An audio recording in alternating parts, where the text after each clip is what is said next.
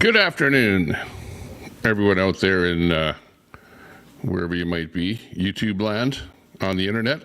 You're watching the Tommy Temper Show. I'm coming to you live from my lake location.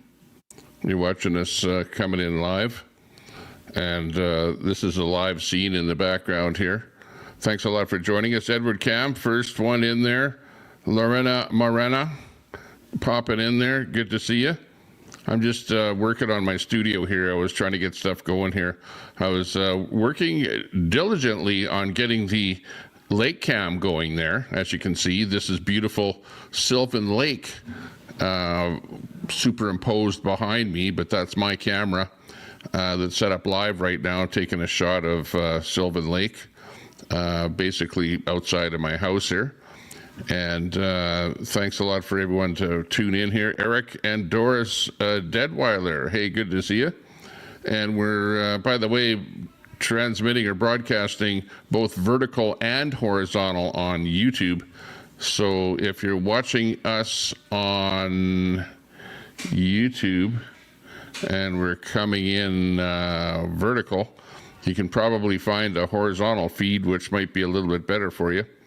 Let's see. I'm just trying to figure stuff out here. I'm not sure why my whole stream is coming in here kind of a little bit smaller than usual in this format that I'm looking at right here on horizontal, which is kind of weird. Let's see. I'm not sure why that's happening. Maybe that's just the way it's happening because they're trying to show both vertical and horizontal on the screen here at the same time. I don't know. But here in Alberta, hey, Love of Night, good to see you. Sickos, Leo Lucifer in there with the Sickos comment. Good to see you there, Leo, coming in from Ontario. Ann B in there, looking good.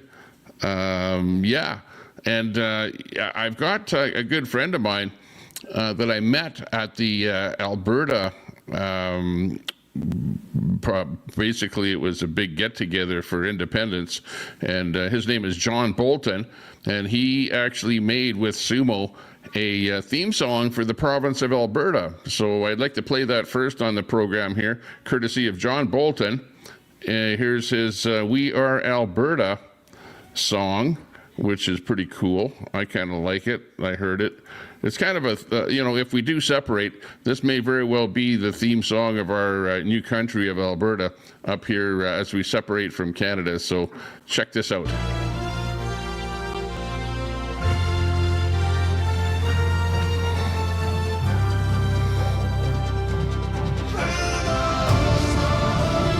We are Alberta.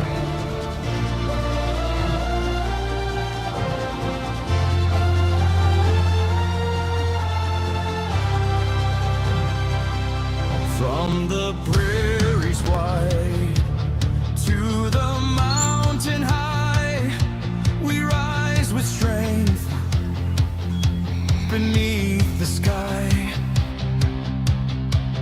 Through storm and trial, we stand our ground. In Alberta's heart, true grit is found.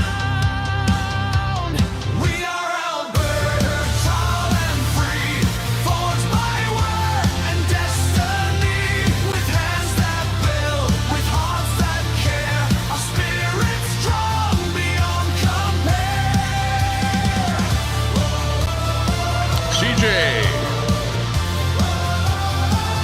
Miss Angie.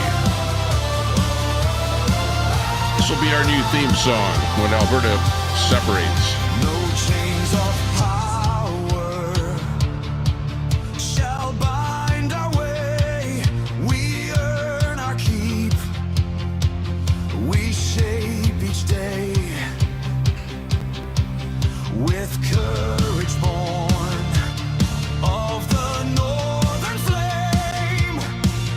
Our voice is ours, our proudest claim. We are Alberta, proud and free, our forts wide wear and destiny. With hearts that build, with hearts that care, our spirits strong beyond compare. Oh,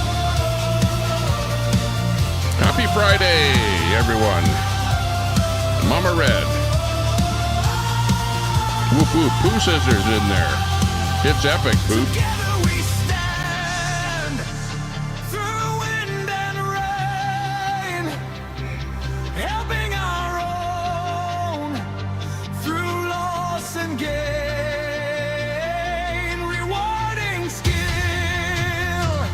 not idle throne in Alberta's land.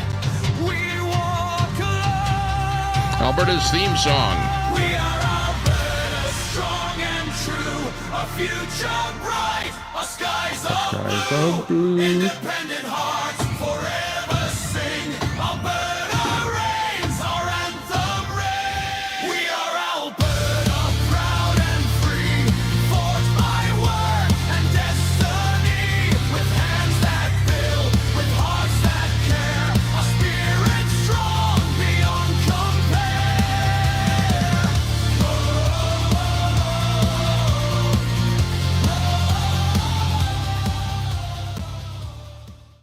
Okay, so that's the big song.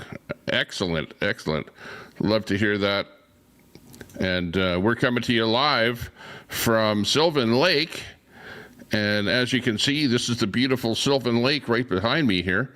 This is a live video today, right now, coming to you from a camera that I have outside pointed right at the lake. And I'm pretty close to the lake here.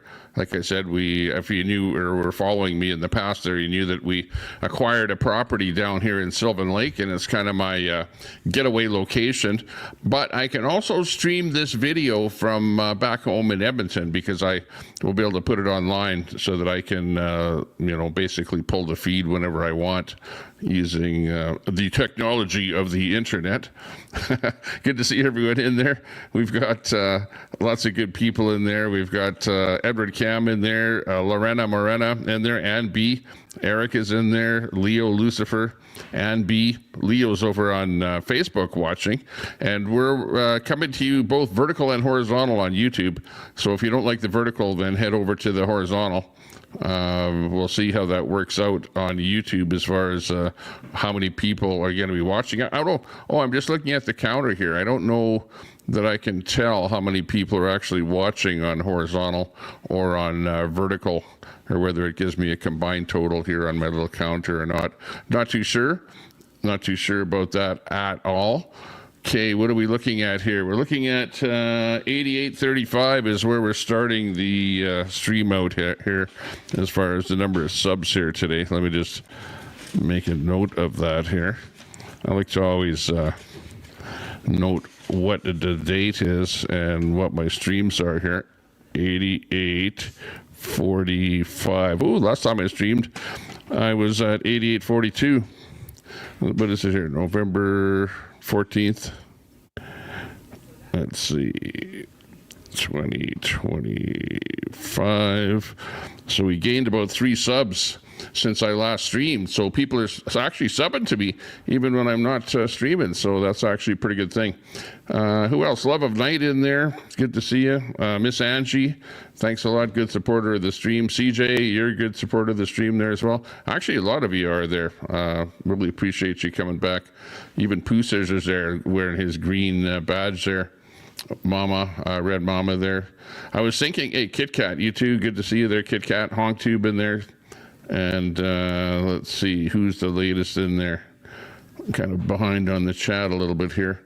Oh, you like the horizontal better? Yeah, well, it's just a brand new thing here with StreamYard that they're allowing us to stream both vertical and horizontal at the same time.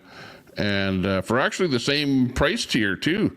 Like I can stream with the price tier that I'm on, I can stream to 3 different places or platforms, i.e.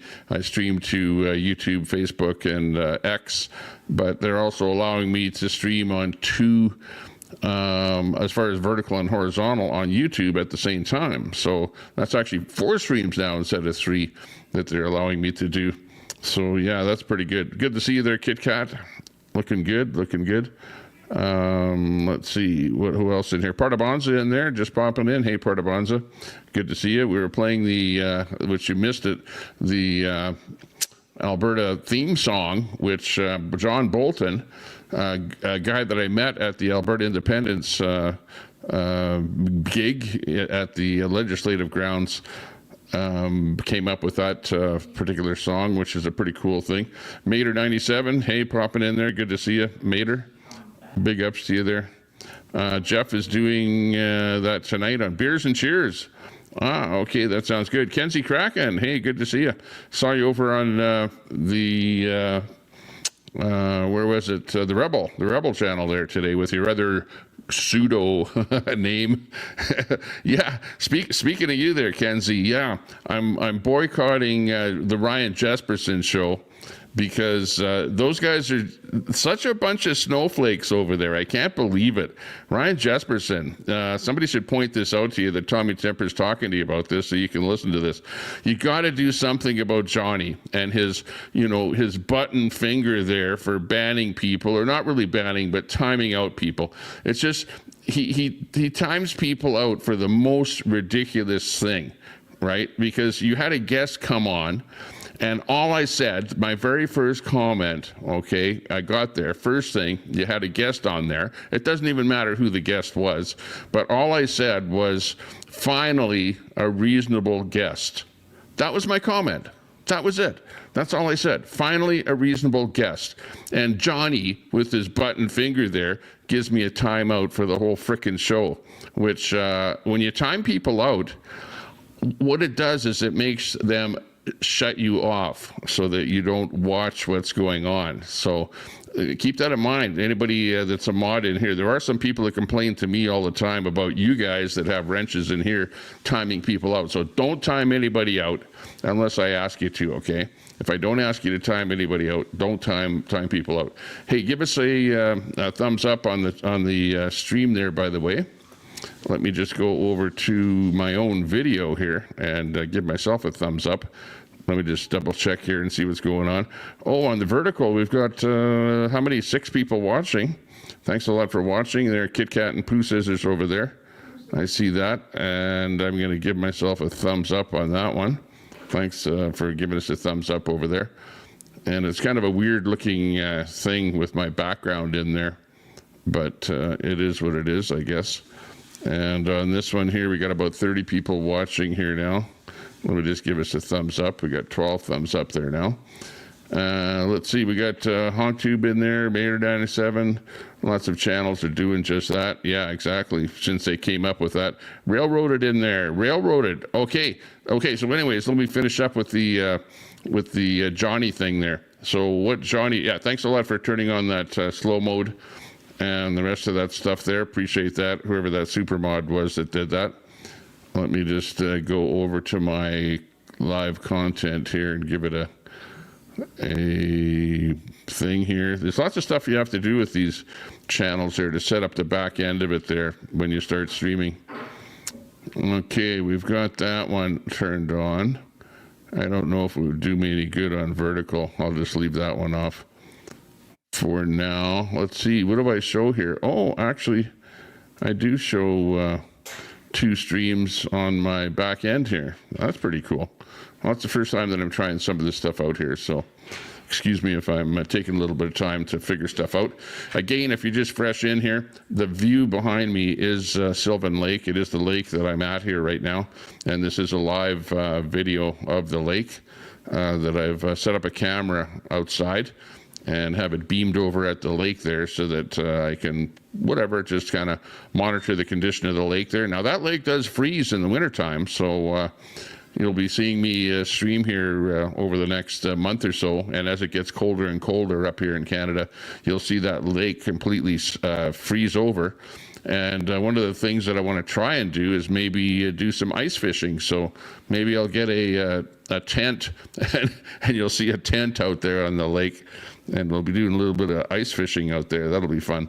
So far, I haven't done any fishing out there in the lake at all, although a lot of people do fish out there. I see them fishing, and they catch whatever, pike and I don't know, all kind of fish in there. There's even apparently, because it's a deep lake, well, deep lake here, like maybe 50 feet or something like that, where there's eels, some kind of eel fish or something at the bottom of the lake.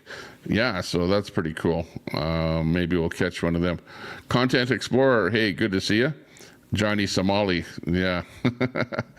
Yeah, so anyways, what I was saying is that what I've done is I basically unsubscribed from Ryan Jesperson, because almost every second time that I go in there, I get a timeout from Johnny, and it's over the piddliest little snowflake stupid things that it's just totally ridiculous. It's like he, because I'm a right winger, and these guys know that I'm a right winger, and whether those guys are left wingers, I'm not going to say, but they appear to be left wing. They have a lot of love for the left wingers over there, and they just plain don't like us right wingers. And I see the same thing with some of my friends that are in there that are right wingers. They complain about the same thing, about getting timed out an awful lot by Johnny.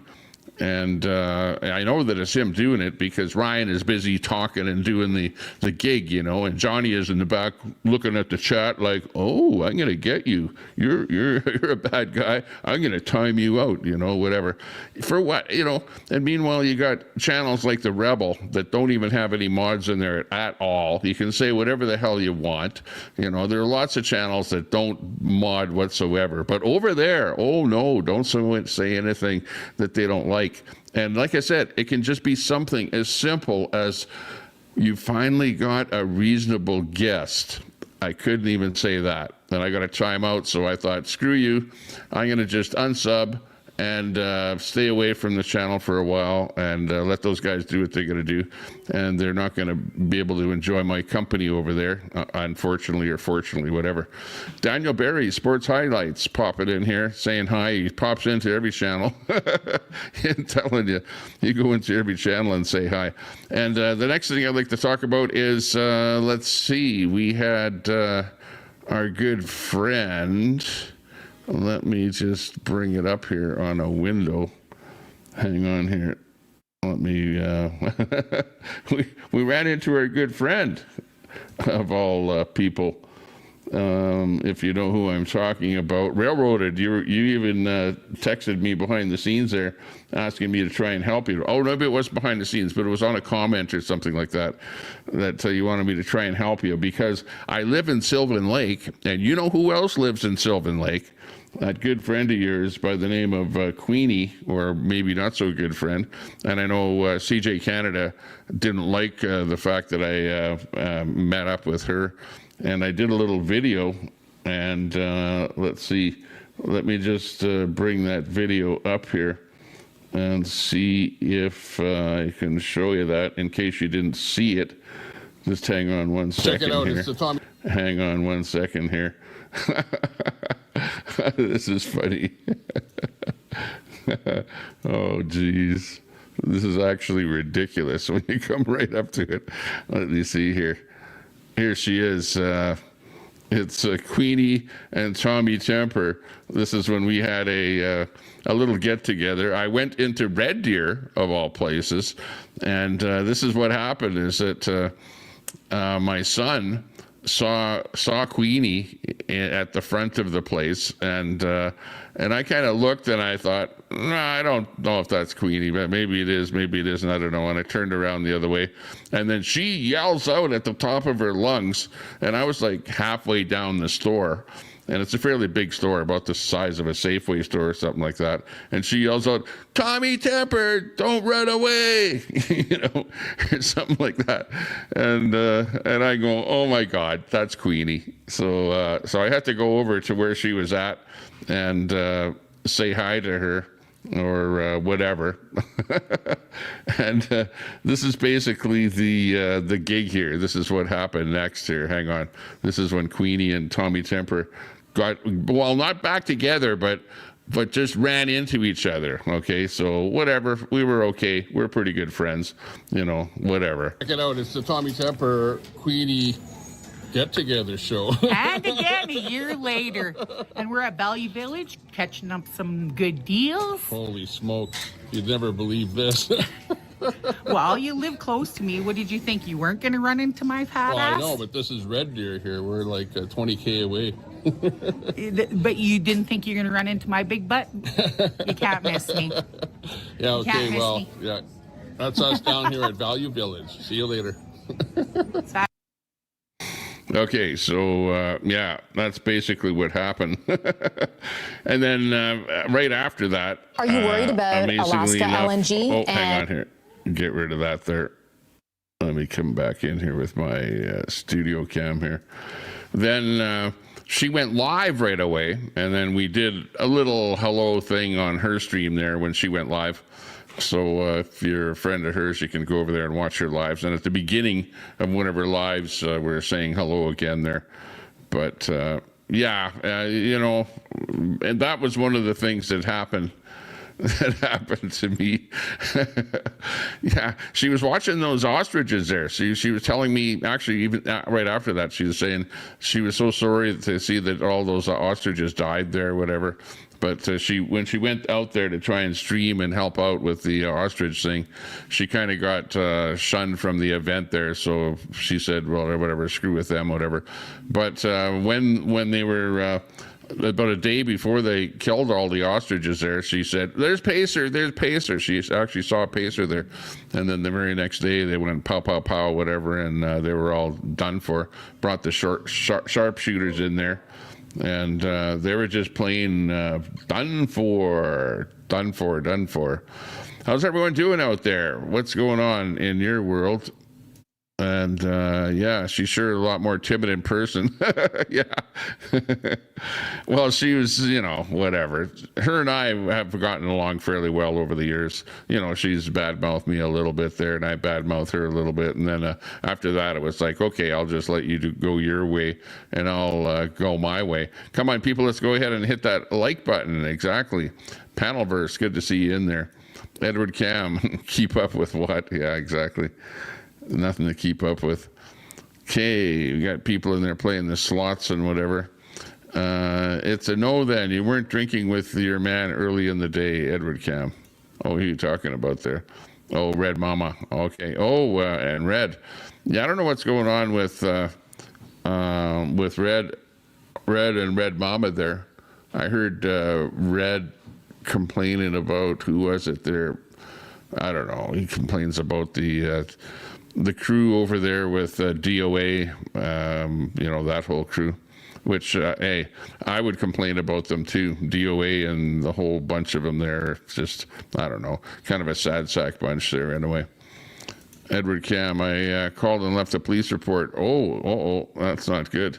Brutalized by the letter S during that stream. That's not too good. Some people talking about stuff going on here, online here. Let's see. Dun, dun, dun. Christmas icon. Same shit, different day. Yeah, exactly. That's pretty much it. Pretty much it. Festive is my middle name. Hey, listen, I can hear like there's a compressor on. Maybe not a compressor, but a silencer or something on my microphone here.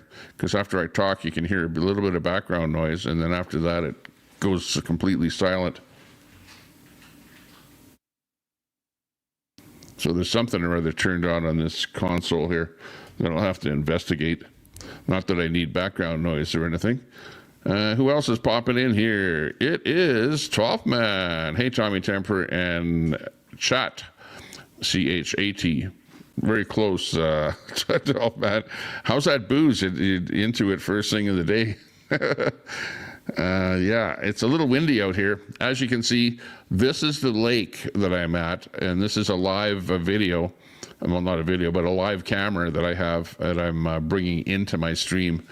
And I'm not actually sitting right here. I'm sitting, you know, as you guys well know, with a green screen behind me. But this video is coming from a camera that I have set up pointed at the lake, and I'm superimposing that behind me. And it's kind of going to be part of my routine here now, that you'll be able to see what it's like at the lake here. And as it gets colder, you'll be able to see the lake freeze and stuff like that. Deb's Daily, Crazy Daily, good to see you. Good supporter of the chat here and of the stream. Good to see you. festive season, festive scissors. Yeah. Mater is in there. ABD is in there. Hey, ABD, good to see you. Hey, where is he? I haven't seen him. It's ABD. Good to see you in here today. Whoop, whoop, as they say. Not necessary. Oh, yeah. I'm talking about the boyfriend there. 12 man, no drinking. You're taking a break for a while. Good for you. Just quit it. Just stop it completely. 12 man, it was taking over your life. Like, really, I have a drink. Be like me. Have a drink like once in a blue moon. You know, like maybe once a week or twice a week or something like that. Have like 1 or 2 drinks. But don't drink to the point where you get drunk. Like, just stop doing that completely. And you'll have a way better life, I'm sure. Same thing with the people that are out there smoking or doing other substances and stuff like that. Just take a break from the whole thing there, and you'll feel a lot better. A lot less coughing and spitting and spewing up and falling down and stuff like that. Yeah, just you'll have a way better life. Good grief. No one wants to see him. Okay, I agree with you. ABD. Can't touch this. Oh, yeah. Can't beat that. Okay, where's that dog? What the dog doing? I know, keep looking for that dog. Yeah, solid advice. Yeah, don't get drunk. Get even. And turn into a troll or something like that. Smoking a bowl right now, says Red Mama.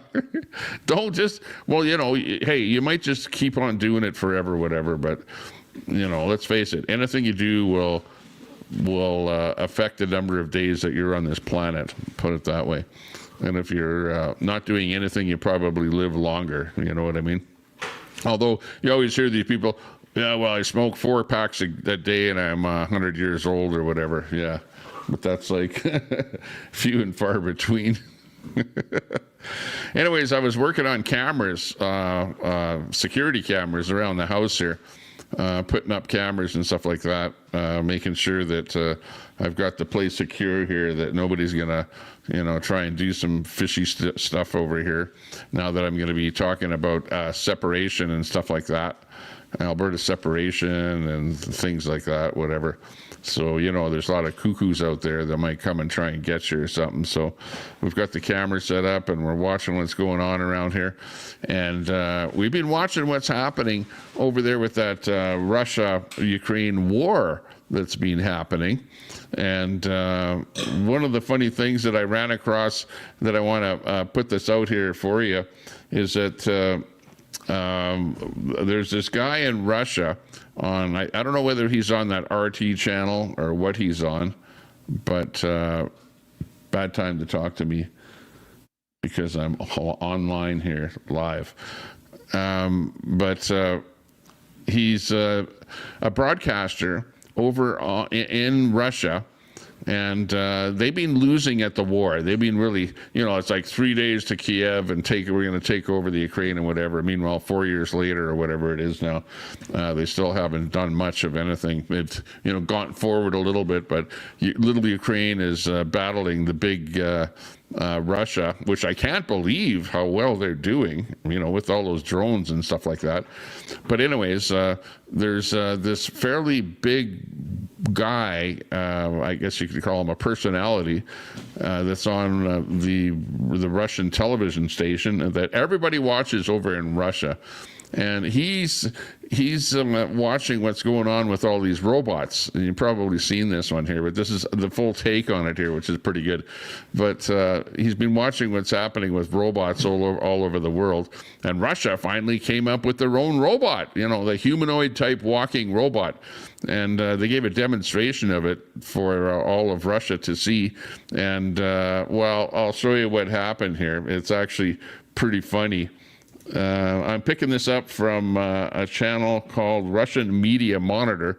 So I'll give kudos to Russian Media Monitor for what you're seeing here. And this is basically what's happening here. So watch this. Check this out here.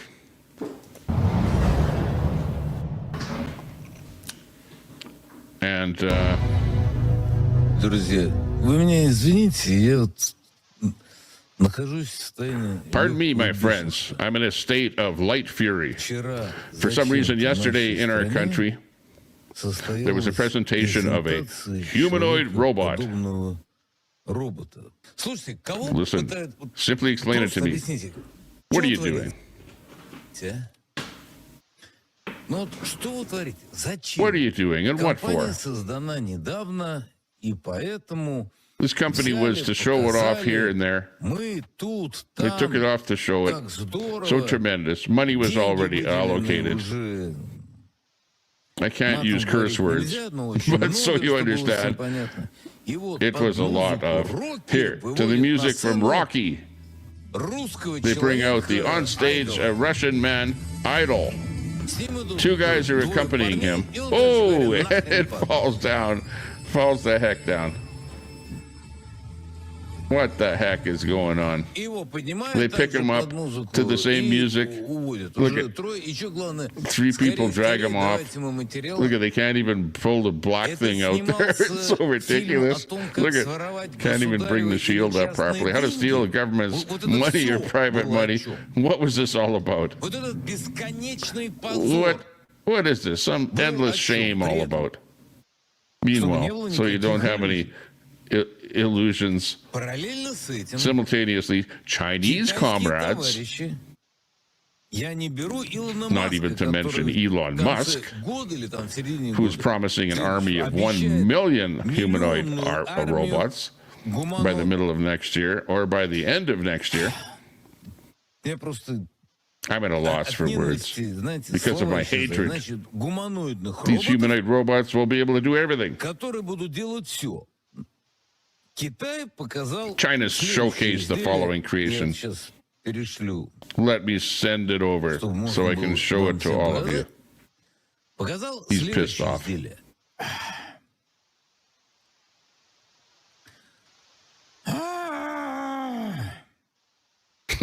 Вот, посмотрите. Here, take a look. The Chinese have presented a new humanoid robot Нового человекоподобного робота. since it appeared to be actually И a так как person. возникло ощущение, что это на самом деле человек, то They решили decided to показать, show что off what's внутри. inside. Ему сейчас срезают все вокруг. Ну, ему срезают, чтобы показать людям на самом деле, что нет, это действительно This is truly a это humanoid. гуманоид. Не под музыку Рокки, русскую They didn't народную. play Russian Не folk с music добрым русским from Rocky. названием They didn't «Айдол». use old Russian idol. They cut it off to Взяли, demonstrate отрезали и it. показали. Вот так это выглядит. This is what it looks like. 感谢工作人员，请大家下台。 Спасибо, Аллан, спасибо всем, кто здесь, спасибо, спасибо. И вот, значит, ты можешь по-прежнему идти, спрашивают Can you still go? человекоподобного робота, And it walked. и он идет. It's the PRC, Это Китайская Народная Республика. where they Где execute воровство people государственных денег for stealing расстреливают, government's money. а счет They send the выставляют bill for the bullet spent on his за execution пулю, потраченное на казнь семье. to the family of the thief of the government's money. Скажите, It's funny пожалуйста, how he мы describes можем that. сравнить походку двух роботов? Can we compare the gait of these two robots? Нахрена вы это делаете? Why the heck are you doing this? Вот просто Just объясните, explain it to me. зачем вы Why do you устроили cause this этот shame before the позор whole на world? весь мир? You do, yeah, Russia. You Зачем? can't even do anything right. Кто это сделал? Russia can't do anything. It's like a market source Источники told новости RA на рынке the cost of сообщил, the что idol. Look at it, стоимость it's falling. айдола может составлять от 100 до 300 million 300 rubles. Oh my God. миллионов рублей. 100 and 300 million rubles. That's like between 1 million and 3 million. Вы зачем выползли на сцену? Why did you crawl up on stage? Вот этот позор вы Why показали. did you showcase Зачем? this shame? Уровня детской игрушки. It's on the level Еще of a и child's цену toy. откуда-то кто-то узнал. Ваша falls задача какая? down. What was your Скомпрометировать goal? всю российскую IT и To discredit all of Russia's IT and robotics. We're at the very beginning of this path. Конкуренты в этот момент Meanwhile, your делают competition is следующее. doing the Так, following. выбираем. I'm looking up Musk and robots. Роботы. What a shame. Ну, давайте. Let's watch. This was in November 7th. 7 ноября. Так. Вот это что-то.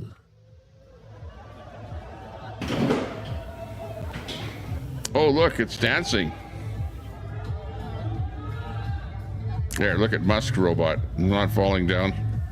Это робот Optimus. Оптимус Илона Маска. Вот так, да? Так, а-та-та-та-та-та. Трам-пам-пушки, трам-папа. Он танцует. He calls it Trump И вот через Pampuski. несколько дней тот же самый робот. Все видно, да? He hates Trump. Притом, заметьте, музыки под Rocky нет. No music from Нет Rocky, not людей, necessary. идущих рядом. There are no Правда? people Это walking next to ничего him. нет. Nope. It's just all on its own. This thing is like fantastic. It's just a funny man, Elon Musk. Который shows показывает, what the что robot can творяет do. его робот. И вот теперь на поле боя. Now on the battlefield, they meet Elon Musk robot, the Chinese robot, and Idol. Робот Илона Маска, китайский робот и Айдол. Ну, во-первых, First of all, it will be сразу будет immediately заметно, что obvious. Айдола должны сопровождать Because Idol два has to be человека accompanied в by воде, 2 people. которые должны голову They have to Айдола hold it. держать, так как он нахрен падает. И рядом танцующий робот Илона. Next to him is Elon Musk dancing robot. То есть он может станцевал. He И can будет dance. миллион будет, понимаете? Миллион. И будет он стоить. It will cost less. Yeah, like 30,000 compared to a million. Elon Musk's army of robots. Comprehensive production will start by the end of 26. Станет годом Терминатора. It will come the year of the Terminator. Планы Тесла по созданию миллионной армии человекоподобных роботов. 1 million humanoid Optimus robots. Но красота же. Isn't it beautiful? Конечно, красота. Of course it is. И мы, And then there's us. которые We brought out our army of robots. That dirtbag went down. Чего делать? What are we going to do? Да Nothing. ничего. Why would we do anything? Что делать? Главное же музыка и презентация. That's Если это funny. была задача дискредитации, справились великолепно. Discreditation. А если какая-то They've succeeded другая marvelously. задача? I don't know what it was. I really don't know. Dirtbag. He gets pissed off. Молодцы. Well done. Молодцы. Well done. При массовом выпуске цена одного робота должна составить 20 тысяч 20,000, which is 2 million rubles. 2 миллиона рублей. Я правильно понимаю? Я беру даже по 100. Так? How much is 20,000? 2 million rubles. That's for the Musk robot. Сколько миллионов рублей? 2? Но в этот же самый момент мы с вами, может быть, At the same уверены, time, you can be certain что that российский crappy Russian falling robot, наш, our кстати, own, не полностью, продается ни за won't be какие-то sold for эти 2 million ваши rubles. No. 2 миллиона рублей. Ха! Он будет стоить так, чтобы вам мало не показалось. It'll cost so От much that you won't 100 think it's миллионов true. рублей. Starting at 100 million rubles. Вот это настоящий It's a прорыв. breakthrough. Настоящий. A real breakthrough. Чтобы вам всем не показалось, что On the market. от 100 до 300 It'll cost between 100 million to 300 million rubles. миллион долларов. $1 million versus 20,000. И 20 тысяч.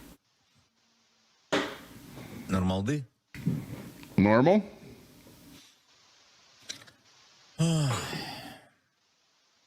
Oi. А тем временем робот кунг-фу Meanwhile, here is Elon Musk Kung Fu robot. Илона Check this out. Kung который Fu, встречается с нашим, who will meet with our idol. который падает просто от самого вида американского робота. It'll fall apart just from seeing the American robot.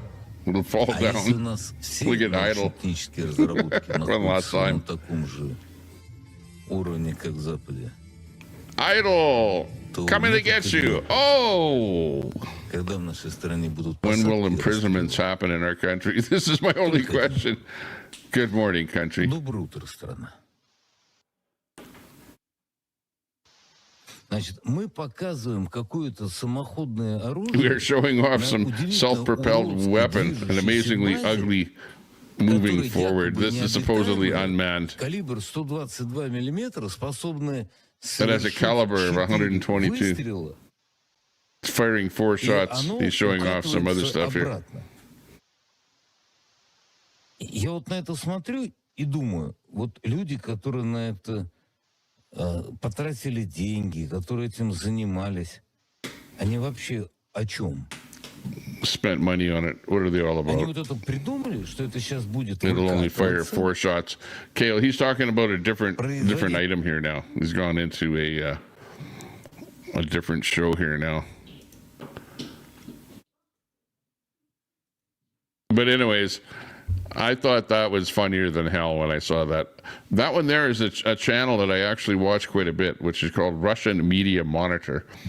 And they typically come up with bits off of their television network in Russia. And they featured this guy that we just saw, and he has guests that come on there. And they love talking about the war and stuff like that. So, you know, he's really always pissed off at Trump. Right, he doesn't like stuff that Trump does. They call Trump out. Actually, you know, sometimes I feel like replaying some of the stuff that they put on their show there. But you know, I don't go live enough to show a lot of the stuff that I've seen. But there's lots of stuff that's pretty funny. But you can tell that, you know, he's really pissed off at these people that manufactured this robot. Typical Russian technology, where it's a piece of crap, piece of garbage, doesn't work as it's supposed to, and it's just, you know, it's something that falls flat on its face on the floor. Okay, just hang on, I got somebody bugging me here.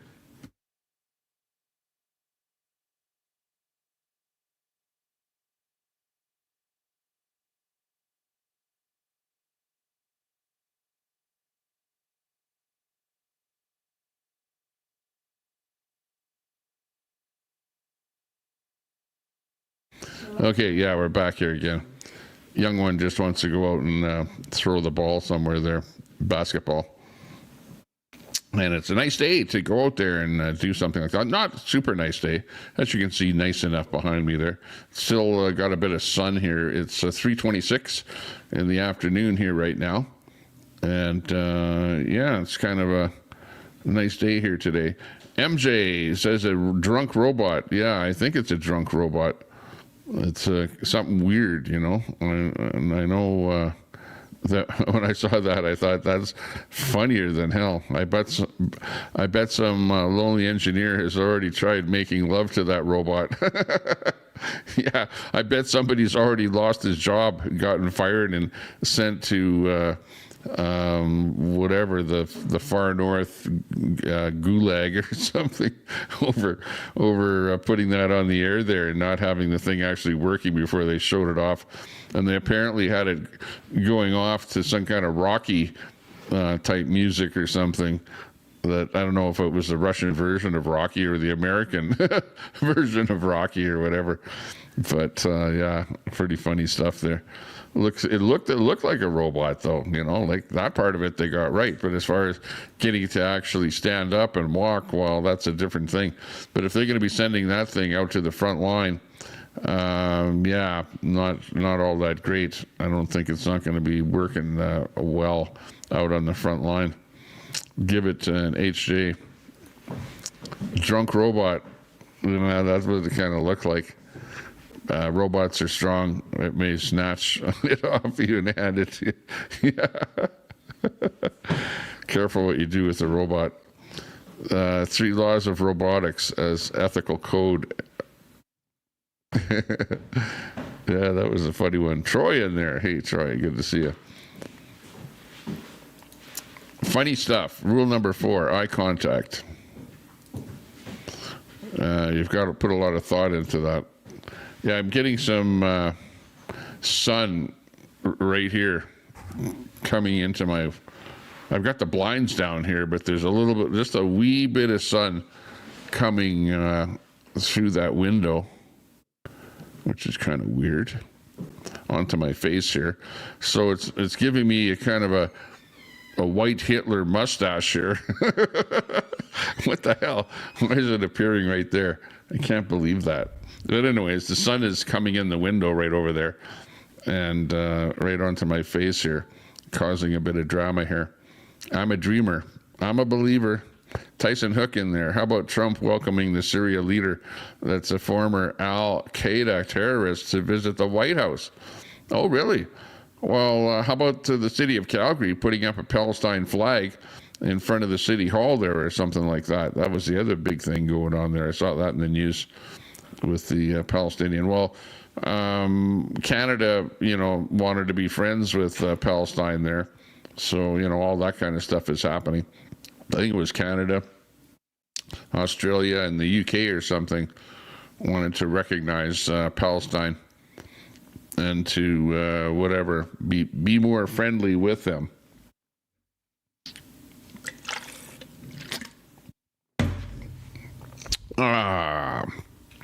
Anyhow, where's the crowd? Where's the family? Where's all the friends out there? Okay, well, that was a funny bit there with the Rocky, the robot, their idol. Idol, they call it the idol. Try and steal everything. Why couldn't it be like a Russian name instead of all in English idol? If you notice that, it should have been, Lada or something like that. Lada 2.0. It might have been a better name for it. I don't know. FAFO and smash that like, share, and subscribe. Yeah, you bet. Get going with that. What's wrong with the Palestine flag? Asked Edward Cam. No, I think that in Canada, in front of city halls, they should just stick to the province flag, the city flag, and the country flag, and leave it at that.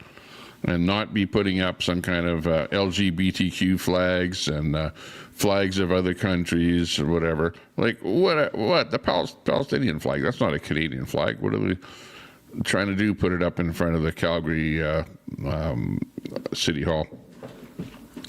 But they're going to try and, somebody's going to bring in some bylaw or something to make it so that, hey, you put certain flags up there and other flags are just plain not allowed.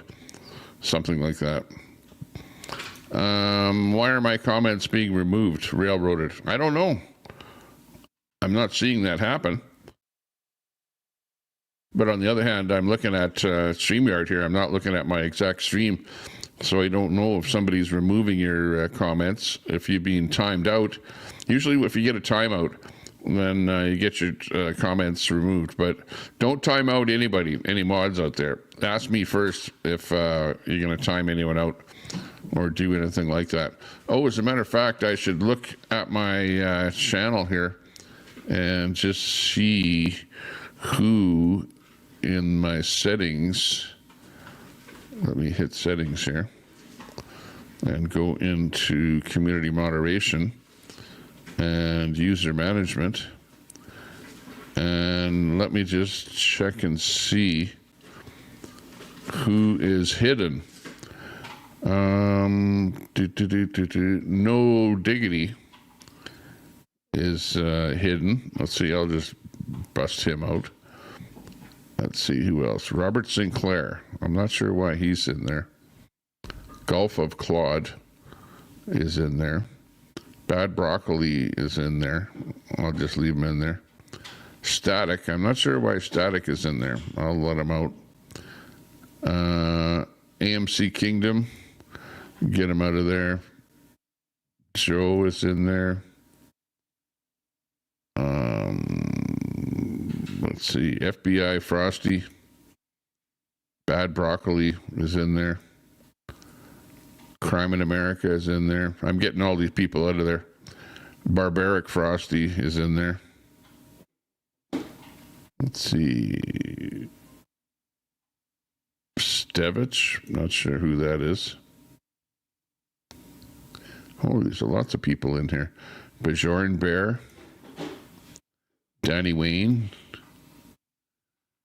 Beaver Squad. CPS. Christmas Pickle Support. What the heck is that? Okay, so I have left a few people in the tank, but I have busted a bunch of people out there. So I don't have that many people in the tank there right now. If anyone is being really, really super, super obnoxious, well, I guess they can go back in there again. But just for now, I just gave a quick check to see who's banned. Now, I didn't ban any of those people myself, but that was the mods that banned them. So not sure why they got banned, but anyways, a few of them are back out there again. Yeah, exactly. Yeah, Timmy is going to be thrilled. Well, he's one person that has complained to me over on X because he can comment to people or send people whatever little notes or whatever over on X, and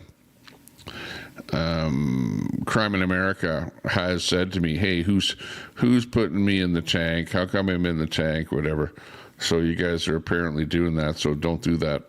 That would be the best thing. Can we get Masad in there? Repent for the time is near. Yeah, let's all repent. Okay, make sure you're a good person, because you never know when things are gonna go sideways, you know. For those of you new in the stream here, this is my camera, which is a live camera pointed out at the lake here. I'm at the lake house here today, and I'll actually be able to put this video live stream it even when I'm in Edmonton, because I have the stream available to me online so that I can use it either at this location or at my other Edmonton location with my streaming setup. And it is Sylvan Lake out there. Right now, as you can see, there's no boats out there. It's just pretty cold out there. There was a little bit skip of snow on the ground this morning when I woke up. And the waves were actually kind of lapping up there quite a bit. There was quite a bit of wind there this morning, but it's kind of died down a little bit. You can see the trees right over here aren't moving right now, but earlier these things were swaying quite a bit in the wind. So anyways, that's a live video of what it's like right out here. The sun is starting to go down. It's 3:35. In about 1 hour, the sun will be down, and then this goes to kind of a black and white picture, and you can see over, well, at nighttime, over in this area here, where there's houses along the shore here, you can see a few lights on from some of the houses over here, and sometimes you can get some nice vertical reflections off of the lake there. So it's kind of a pretty view at nighttime. So we'll be putting that on if I'm streaming at nighttime there as well. I don't have a lot of music here at all for background or anything like that. Just hang on a second here. Maybe under media or something here, I might have some music. What is it? Sound. A soul. Confucius say, man with hand in pocket feel cocky all day.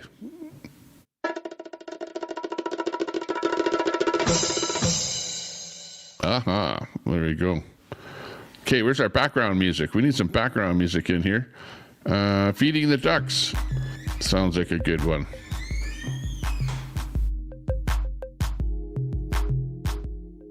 There we go. Okay, there's our little background music for the stream. It's not like my normal show where I have my own theme song and stuff like that. So we'll just have to go with what StreamYard offers us here. Mogul. a good possibility he's on the list. What list? Trump pardon. Yeah, I'm not in the States. I'm in Canada here. I'm like pro Alberta separation, Alberta independence, Alberta whatever it is. And I know in some of the other shows, some people are saying, hey, well, Tommy, why don't you do a show on separation or on independence, Alberta independence? And I don't know what to say about it, you know. Hey, I'd like to see the province become independent. And short of that, I don't know too much about it, other than there's some kind of a vote that this Tommy Lesizek is coming up with. So when that happens, we'll have a vote. But at the moment, it's not going to happen. We're not getting any pipelines, you know, so that part of it is kind of hanging a little bit. We're a little bit pissed off here in Alberta. Yeah, that Epstein list, there was some kind of a vote or something going on. Was it with the Senate or something where they were going to vote on releasing that Epstein list? I don't know where that has come or where that has gotten to, where it's at right now. I know there's some kind of speculative tie-in between Trump and the Epstein thing. There's also some kind of a speculative tie-in between Carney's wife and his wife's sister or something like that. And there's pictures of Carney, his wife, and Griswold, or whatever her name is there, Epstein's cohort there, Griswold. So there's stuff like that going on there. You know, I've been hearing some rumors about that until somebody really says, yeah, we have 100% evidence because we have access to these Epstein files and the book and all the rest of this stuff. We know that, you know, these guys are all friends, but whether or not they were all involved in the dastardly deeds that were apparently going on there, who knows for sure. I don't know if we'll ever know. We'll have to just find out about that. Ghislaine, yeah, that's who I'm thinking of. Ghislaine. Thanks a lot for spelling it correctly for me. HawkTube to the rescue. Can't beat that. Yeah, I can't argue with science. Oh yeah, what about the net zero? Oh man, I can't believe Carney and all of his net zero bullshit and all of this carbon capture. It's all going to companies that he has dibs in, and it's going to enrich Carney because of the stock options and all the rest of the shit that he's got going on there. And he's trying to just funnel money out of the oil industry into the so-called carbon credits and all the rest of this bullshit. And most other countries that have gotten involved with it and have seen what it's all about are now going, no, we don't want to have anything to do with this net zero crap.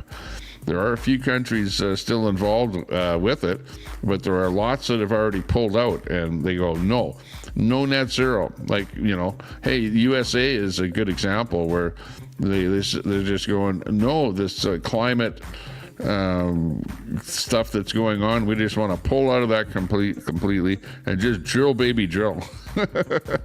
And that's really what we should be doing here. Let's sell as much oil as we can while it's still a commodity that people want. And you got these people, these naysayers that are going, oh yeah, we're at peak oil, and from this point on, demand for oil is just going to go downhill, down. Yeah, you've got, and when's it going to happen? Next year, because everyone's going to be driving an electric vehicle. Oh yeah, right. Well, I don't believe that. And I think that even in 2050, oil will still be in demand because you'll be using oil for other products. You may not be fueling your vehicle with it, but you'll be using the bitumen and producing, all kind of different products from it to produce all the plastics and things that we need for all of the little widgets and stuff like that you're going to be making with your 3D printer and whatever. You know, like that kind of stuff is going to be happening here. Edward Cam says, I wish the government worked as hard to protect the victims as they are the perpetrators. See, Edward Cam, aren't you lucky that I treat, left-wingers like yourself, with respect? and that I don't just time me out there for just saying, you know, some little thing in my chat. Like left-wingers here get away with an awful lot, right? Even Dean Wall there. You go over into Ryan Jesperson's and you try and say some crap about me over there. Those pics were proven to be fakes. I don't know if that's the truth, Dean Wall. The Giswald, or Ghislaine, I should say, the Ghislaine pic with Carney and his wife, proven to be fakes. I don't know. I don't know if that is or not. You know what? Why doesn't Carney come out and address it then? You know, it's just like Trudeau. Remember when there were allegations made about why he left the school that he was teaching at in the middle of season? Because there were allegations that there was something going on between him and the students, and he never said anything about it. He never said one way or the other. He never said exactly what was going on.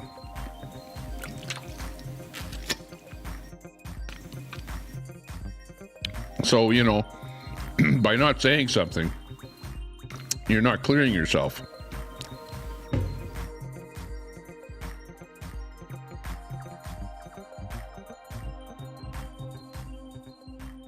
You're actually just making it seem more likely that something was happening and there was something going on.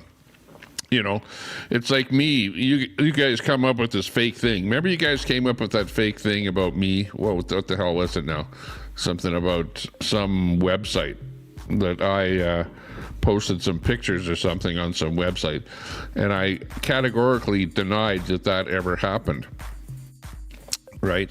And it's like you guys continuously talking about what is it, some sovereign outfit that I'm apparently a member of, and I categorically deny that I'm a member of any club, group, or you know, association at all. Like, really, I'm not part of any group at all. I'm just me, Tommy Temper.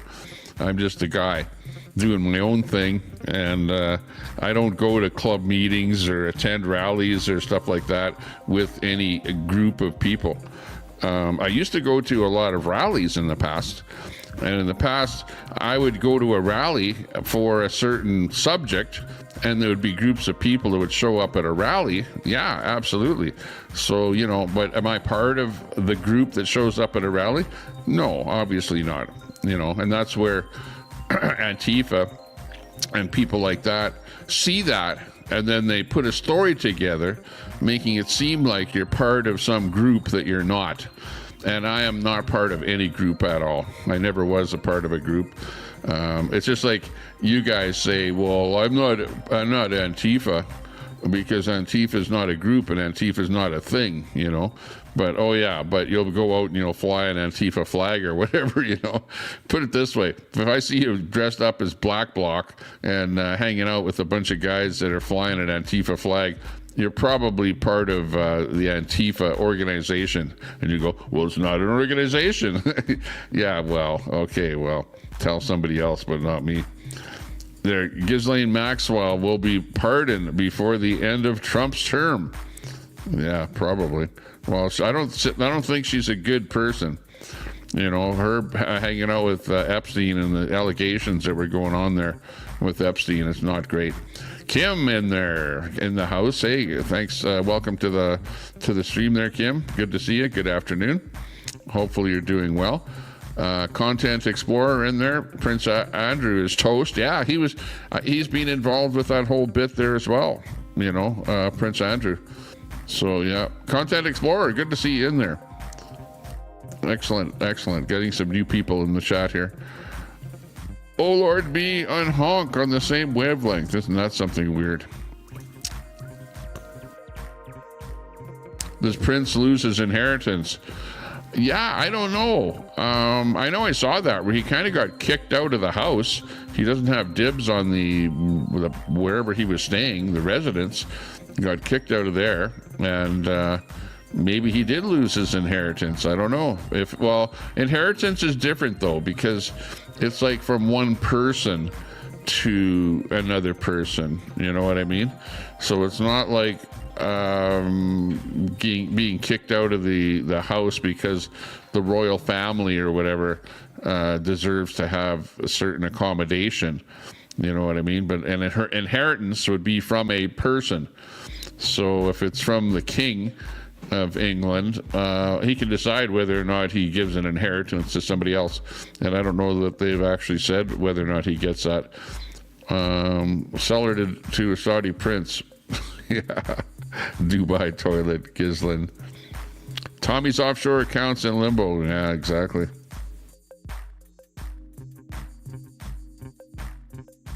Where did the Ent wives go? The Ent's wives are in Tolkien's material. Male tree shepherds don't have wives in the books. Not in the books, anyways.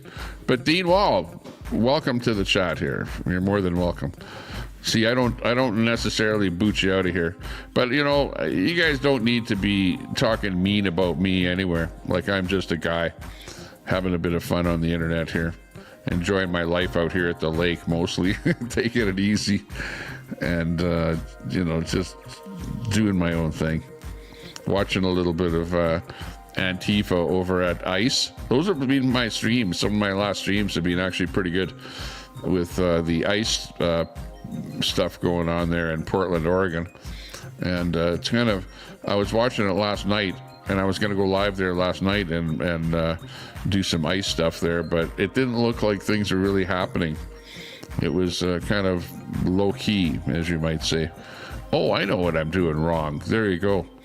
I have that button pressed, or the wrong button pressed on this stream here. So I wasn't watching carefully as to what was going on. I had this or whatever on there. You can set this up differently here.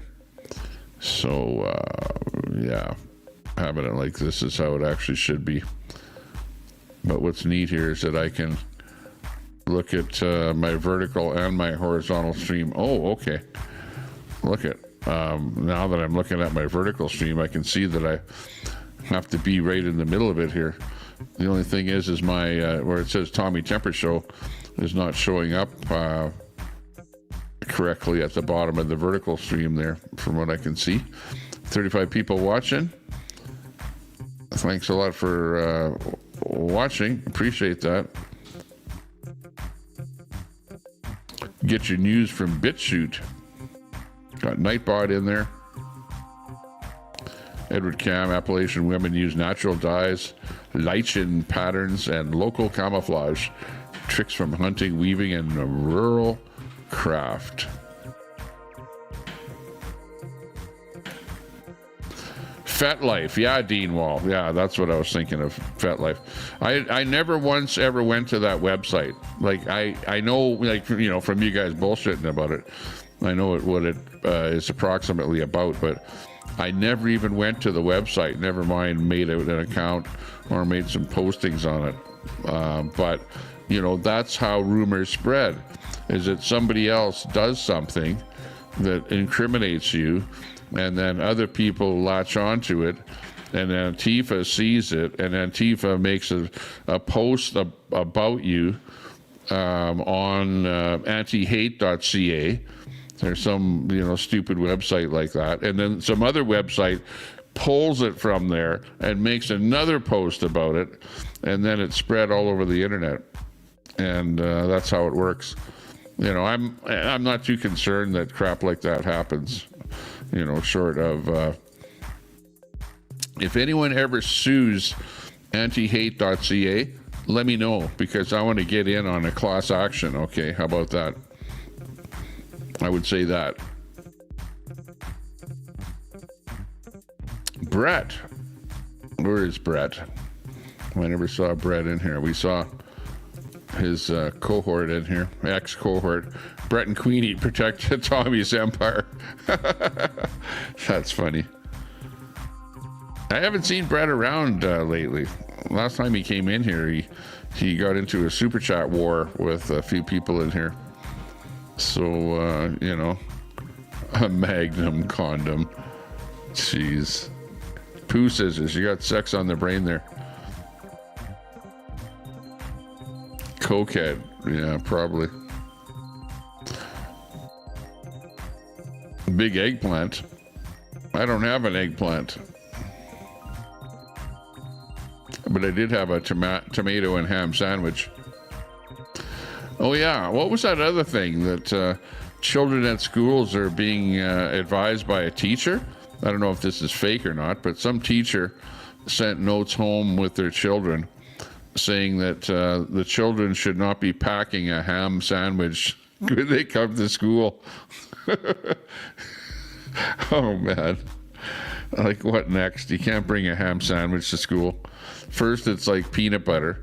You can't have peanut butter sandwiches, and now you can't pack a ham sandwich when you go to school anymore. It's like, what's this world coming to? All the good things. No more bacon sandwiches. BLT. No BLTs to school. Can't do it. If you have to ask, you can't afford it. Yeah, I know. Don't waste your money on crap that you don't need. I'll tell you that right now. Only buy what you need, not what you want. Keep that want list right down. You know, like especially if you go somewhere like a flea market or something and somebody's selling some crappy little thing that they made that won't do you any good. You know, like, don't waste your money on it. Because it's not going to do you any good. The guy with the 13 and a half, the aborter. That's that's very, very, very rare. And women don't like that. You know, I've talked to enough women to know that if it's too big, it's probably too big. And most are not going to like it. Sure, there may be the odd one that will like it, but most are going to go, no, that's a little bit too big. You know what I mean? How great Trump is. I don't know. I haven't really been following Trump too much lately. You know, he's been meeting up with a lot of people from other countries. He's been making deals and whatever.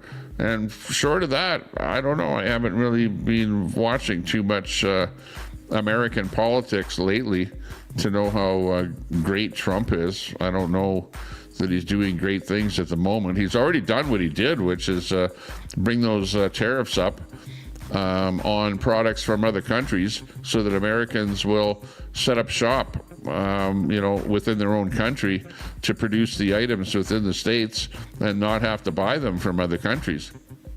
You know, like he's pretty much decimated the auto industry in Canada. And, they're all moving back to the States there. So, his tariffs worked. They worked, as far as I'm concerned, they worked immensely well for the United States. You know, he's bringing a lot of jobs. Let's face it, it's jobs, right? An economy of a country is all about jobs. It's not about immigrants. And, in Canada, we think, if you bring a whole bunch of immigrants in, we're going to have a great country. No, that's not how it works. Because what you're doing is you're bringing a whole bunch of people that are not necessarily working, but they're hanging on to our welfare system and our health system, getting free health care, free welfare, free place to live, free food on their plate, and who's paying for that? The taxpayers. So that's actually a burden. Bringing in a whole bunch of immigrants is a burden on your economy. But on the other hand, what Trump is doing is he's rounding up all of those illegal immigrants and putting up in front of a judge, and then the judge is saying, you know what, the law says that you need to go back home and apply properly to get into the country. So he's doing that, which is kind of, lowering the amount of people that are in the country. But he's also, with the tariffs, bringing the jobs back to the United States. Okay? We're not doing that up here in Canada. All we're doing is just bringing more and more people in here. And, sure, there's no problem with them getting a job working at a low key type of Tim Hortons or whatever, something like that, you know. But it doesn't appear to be a lot of doctors and lawyers and people like that are coming into the country and are, you know, starting up businesses and things like that are increasing. As a matter of fact, in Canada last month, I think the number of jobs went up, but they were all part-time jobs. None of the jobs were full-time jobs. In fact, the number of full-time jobs actually went down. Okay, and the number of part-time jobs went up. So that's not a good situation at all. We're just relying on people, you know, on low-end jobs, right, is what's happening. Part-time jobs are usually not high-end jobs. It's not, you know, working in a factory making anything, you know, because those are all full-time type jobs. But part-time jobs, yeah, you could be a janitor or, you know, a dishwasher or somebody, an order taker at a restaurant or whatever, stuff like that. When abortion was banned, he got a lot of business. When will Venezuela get attacked? Yeah, well, aren't they shooting down those boats, the drug running boats there on the ocean? I don't know if they've actually gone right into the country to do anything there. But yeah, Trump is really doing something with that.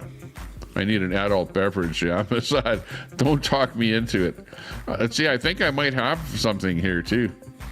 Maybe I will try something. I haven't had a drink since the last time I went on the air, you know that? And it was that bottle that my wife had in the fridge of some kind of peach wine or something there. Sparkling wine. And that was pretty good. Yeah, maybe I might go and find something. Peace president committing casual war crimes off the coast of Venezuela. Well, is it a war crime, or is he taking out the those drug what do you call them, cigar boats, you know, transporting drugs and stuff like that? Apparently that, you know, that's the reason that he's over there, trying to take the drugs out before they reach America.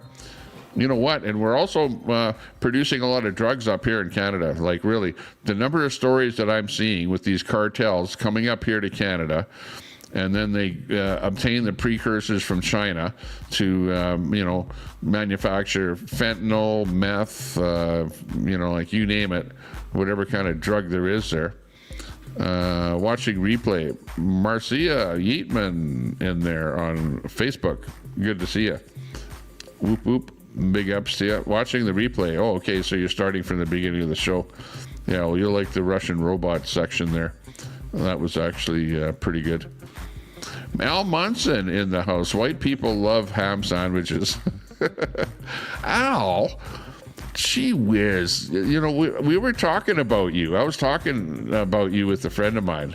And really, honestly, it's not about color. Like, come on. It's not, okay, whatever color you are, I don't even know what color you are, right? But it's the world doesn't revolve around the color of people, okay? When I wake up in the morning, I don't think, who am I going to call racist today, you know, or who am I going to call a white supremacist today, or who am I going to call I don't know what a black thing would be, member of the, I don't know, some black or BLM or something.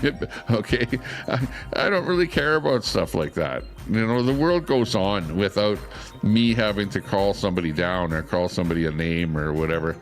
You know, white supremacist, whatever. But you know, like for you, it's like you just live for stuff like that. You gotta chill out. One of these days you're gonna chill out. I don't know if you ever will, Al. But, you know, we're all human beings on this planet Earth here. And it doesn't matter what the color of your skin is. It really doesn't. And they could ban watermelons, and then you'd be complaining and going, "Oh, that's racist or whatever." Like, come on already. Who gives a shit? Life goes on. So chill out there, Al. Turkey bacon. Yeah, exactly. I heard they don't like turkey either. White bread, mayo, ham slices, white folk comfort food. Actually, I had a ham sandwich today, and it was on brown bread. It was kind of, that whole wheat with, I don't know how many, like 14 different grains or something mixed in with it. So that's actually the kind of bread that I had there today with my ham sandwich. Yeah, it looked like a ham sandwich, yeah. Yeah, I know. My lighting in here is extremely white here today. I've got 4 of these big monitors right in front of me here. And, the super widescreen monitors. I got a really nice setup here. You got to see it, like monitor here, monitor there, and monitor there. And they have white light coming off of them because I've kind of put a blind up here by the window. So my face is being lit up by the white monitors here. So I'm appearing a little bit white here today. But don't worry about it. It's only the internet. Tommy got kicked off market for streaming. Yeah, I got kicked out of the flea market once there for streaming in the flea market. And, one guy let me stream in there, and then some other lady was running the flea market one day, and then I got kicked out of there. Hang on here. Let me just get my camera up here a little bit higher. Just zoom it up here a little bit. Here we go. Okay, I got this new mic stand here. Look at this thing is perfect. My other one that I had in here, it had like knuckles on it that when you tighten them, it just was stiffer than that girlfriend, your ex-girlfriend. But this thing here is just going up. No, actually, it's a guy, not a girl. But this one here is beautiful. Like, look at this. It moves all over the place, and you can put it right to where you're actually talking. And these microphones, by the way, I've explained this to you before. You see these guys with these mics all the time, and they sit like this, and they go, and they do their whole podcast talking like this across the microphone or like this. But this is not how you talk into this. What it is like, girls know all about this. You got to just get right into it, into the front of it like this. So, or some of you guys over there on Troll Central, you know all about this here too. You got to really get into the front end of that mic, and that's the way to do it. And then you hear how you get more bass response out of the mic, and it's more fullness. And that's how these mics are designed. And it really pisses me off when I see people like this. They're going, yeah, I'm doing my whole stream like this and talking like that, and the mic is over there somewhere. Even if it's right in front of you, it still sounds like garbage, right? You got to get right into that sucker. And so you got to have it on a stand like this where you can grab onto it and just move it around and just get in and out with that thing there whenever you need to. You know what I mean? Okay, dude's talking about dick is such a boomer thing. Rye bread. Yeah, I don't know. Multigrain. Hey, is what I was talking about. Al, what do you guys think about Trump's, slobbing Clinton's knob? No. Yeah, well, Clinton's going to pull out his old cigar there. Yeah, I don't know. Clinton was more into women, though. I don't know that he was into men. It may be, you might be talking about Trudeau, though. You should talk about Trudeau and Trump. Because didn't you hear that Trudeau's girlfriend has come out with something there? Or boyfriend, Trudeau's ex-boyfriend. There's something about him talking about Trudeau. And I don't know if I have that. I'll have to find it. But anyways, this is our new guy. He's known as Carbon Carney. Okay, this is Carbon Carney. Mark Carney. He's our new Prime Minister of Canada, and he's looking kind of pretty in this photo here. And do yourself a favor and follow this man today. Yeah, looking good, looking beautiful. He's got his poppy on there. I bought a poppy too. I actually have a poppy, but I left it in my car because I was driving there and it somehow caught on something and fell off. So I left it in the car there. But I did have a poppy, and I was going to wear it on stream here, but I didn't do a stream on the 11th. But that's our Prime Minister. Prime Minister Carney. He's the net zero guy, right? He thinks that that we're all going to die unless we give one of his corporations some money and tax credits and some crap like that. Like, the guy is actually a lunatic. I didn't vote for him. I certainly didn't vote for him. Now, Dean Wall, JFK, and the crew, the rest of the Canadian crew there, you guys voted for this guy, so shame on you. He hasn't made a deal with Trump yet, but he's got a nice hairdo. He's working on that hair more than anything. White bread, ham, margarine, and a pack of mustard. Inmate comfort food, yeah. Exactly. That's what you get when you're in jail. What do you know? What do you know? Trump's importing so much beef from Argentina. Oil, too. He should be doing oil. Well, I don't know what they've got a lot of oil down there, but it's being kept in the ground there. I think all their pipelines are rusted out or something because they went commie there, socialist. And it didn't work out well for them. Immigrants should be from Europe and Australia. Yeah, whatever happened to those immigrants? Trump is bringing in thousands of Chinese immigrants. No, where did you hear that from? I never heard that. But you never know. They might be coming in legally. At least they're not illegal. Nobody's illegal on stolen land. Did you hear about that? What's happening in British Columbia? Holy shit.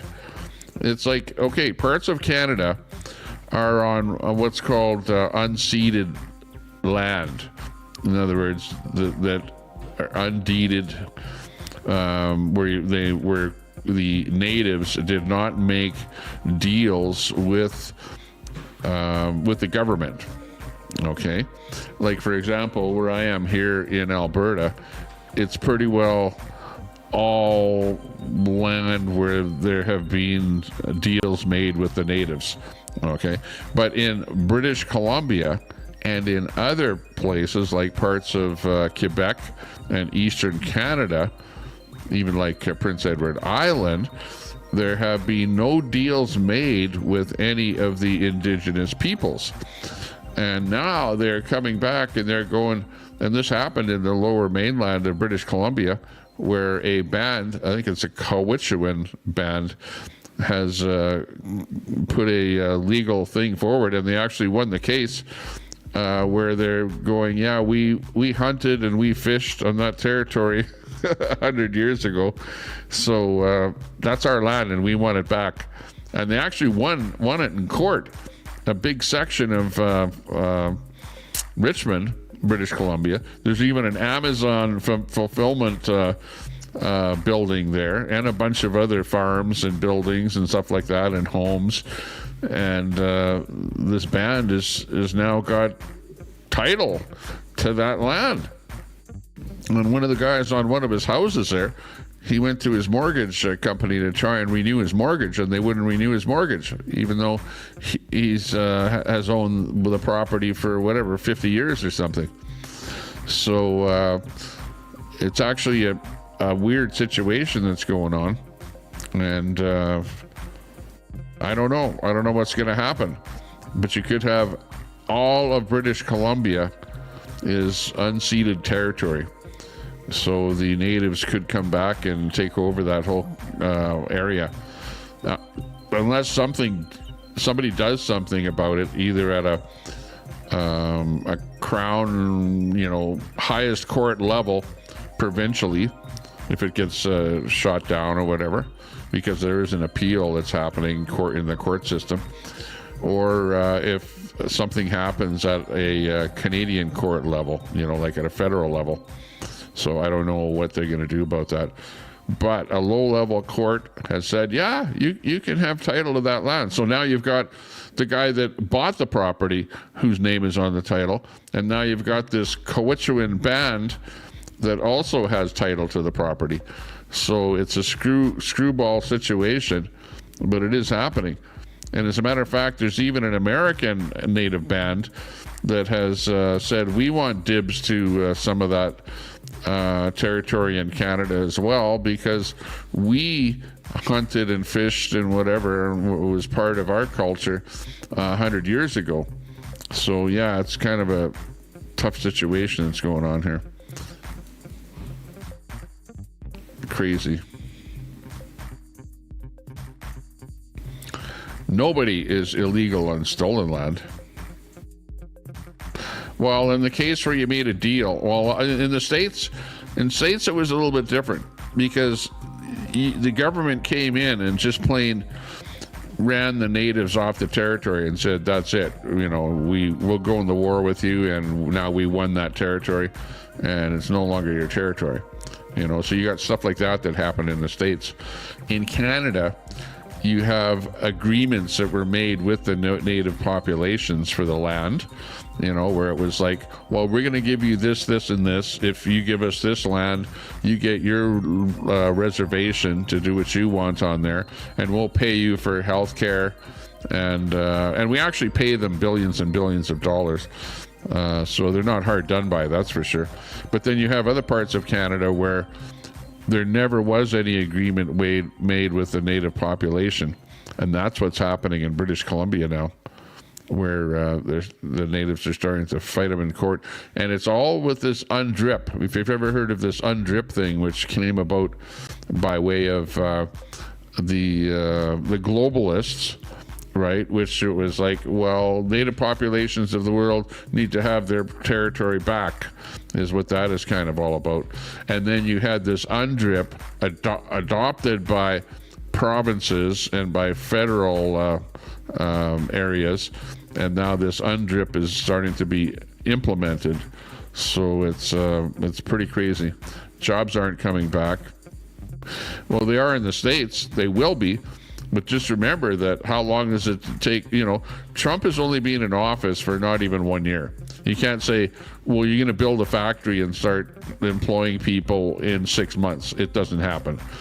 So where he's bringing the jobs back, it's going to take a year, 2 years, 3 years, 5 years. So you have to suffer the pain before the gain, right? Well, that's what tariffs are all about. Suffer the pain before the gain. You're going to have to pay more for items, for things, because you have more tariffs where you're going to have to pay more for those items in the States, but you will benefit by way of more jobs and then having those products produced within your own country. They might very well cost more being produced in your own country with the tariffs up, but you still have the jobs coming back to your country and the jobs within your own country. So don't think that it's a bad thing. The tariffs are actually a good thing. They are, they seem bad because of the pain that you have to suffer when they first happened. But, over a period of time, then they'll eventually bring more jobs back to you. Just for example, let's say that you were buying a lot of Canadian and Chinese steel, for example, and that your steel corporations in the States were all being shut down because you're being undercut by cheaper product from Canada, cheaper stuff from China, and even China was selling crap steel to Canada, and then the Canadians were saying, "Oh, that's Canadian steel," and now we're selling that cheap Chinese steel to you guys down there. And meanwhile, your steel companies are going broke in the States, right? Now, with the tariffs up, you can see that those corporations can get back in business again, and you can start producing your own steel. Same thing with aluminum. Then they put tariffs up against softwood lumber. That's going to hurt you in your housing industry, because you're going to be spending more money on lumber to begin with. But hey, it's a renewable resource. You cut down a tree, you plant 2 new ones. Eventually those trees grow, and you're cutting that lumber down again. But if you're just buying your lumber from Canada, you're never going to, build up your own lumber industry to the point where you're able to supply all of your own lumber. So yeah, maybe you're hurting in the short term, and maybe the price of lumber has gone up in the States. Meanwhile, we're up here in Canada, our lumber companies are shutting down. It's not like we don't have trees. We have trees. But if you cut down the tree, you've got nowhere to sell it to, because we can only absorb a certain amount of lumber up here in Canada ourselves, because we can only build so many houses and whatever. So what's happening up here is the lumber companies are shutting down, and it's giving you guys, even though you've got maybe higher lumber prices, and because of less Canadian lumber on your market down there, and also if your own country or companies rather are unable to manufacture enough lumber or bring it on board, then you're going to see prices go up, right? Because of a lack of supply and a high demand for the product. So just keep that in mind. That's the way it goes. Why does Canada have a homeless crisis? Because of too many immigrants, obviously. That's not a no-brainer. Absolutely a no-brainer. You have too many people coming into the country, not enough houses for people to live in, and not enough jobs. That's it in a nutshell. And call me a racist for saying it. Trudeau, he called people racist. He stood up there and called people a racist for talking about immigration, because he was bringing in so many people, harming our economy. And anytime anyone wanted to talk about it, go, "You're a racist. You're a racist for talking about immigration. Oh, you don't like immigrants, or you don't like certain people from a certain country."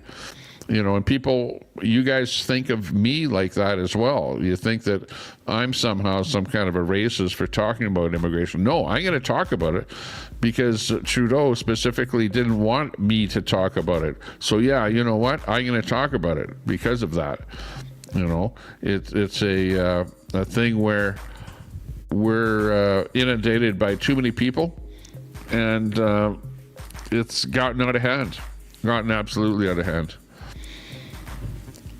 To the point that in Edmonton, going to a Costco store, for example, and I actually took the time out of my day to actually make a number count on it. And 1 out of 10 people was a old stock Canadian at the Costco store. 1 out of 10 people. And the other 9 people were not speaking English. You'd see a family walk by you, blah, blah, blah, blah, some other language. And another family walk by you, blah, blah, blah, and not speaking English. So 9 out of 10 people at the Costco store were not even speaking English. Okay? And I would consider somebody that's a Canadian to be probably speaking English, right? If you come to a country and it's primarily either French or English, and Quebec is French, the rest of Canada is English, hopefully that the people that come here are going to, adopt the culture and speak the language. But that's not the way it's happening. It's not happening like that at all. The politically correct term is brown collar jobs, poo scissors. Don't be racist. Now you're being racist. I don't want to be racist at all. You know, I think it doesn't matter what the color of your skin is, but at least speak the language. Speak the language. Speak. If you're going to go to the States, you know, well, speak English, you know. If it's in English, it is your primary language, and you're going to go around the place there. But, you know, hey, you guys are going to say, well, no, we got Spanish as well. I don't know. States is a little bit different than up here. Crazy. I'm a little bit behind on the chat here, so criminal and sexual predator. Oh, my God. You got the Trump haters in here. Unbelievable. Yeah, but just don't call me names. Leave me out of the whole thing. I'm just a commentator on the whole thing. You guys know that. Santos. Be the bridge, right? That's right. Be the bridge for humanity. But just remember that countries have borders, okay? So, you know, don't beat down that wall. It is true, yeah. White people do love ham sandwiches. Yeah, well, why not? Why is it a white people thing? I did, in fact, up until right now, and on this stream, I didn't realize that the ham sandwich is a white people thing. You know, I know that it's more of a North American thing. You know, George Santos, barometer for the GOP.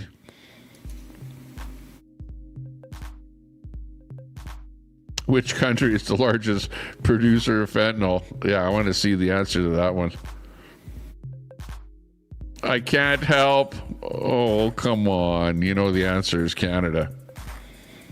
Illicit production spans many countries. General info. Yeah, it's, you see, Nightbot is being lefty brainwashed there, I think. Where chatbot, Chat GPT is a little bit lefty, I think. You know what I mean?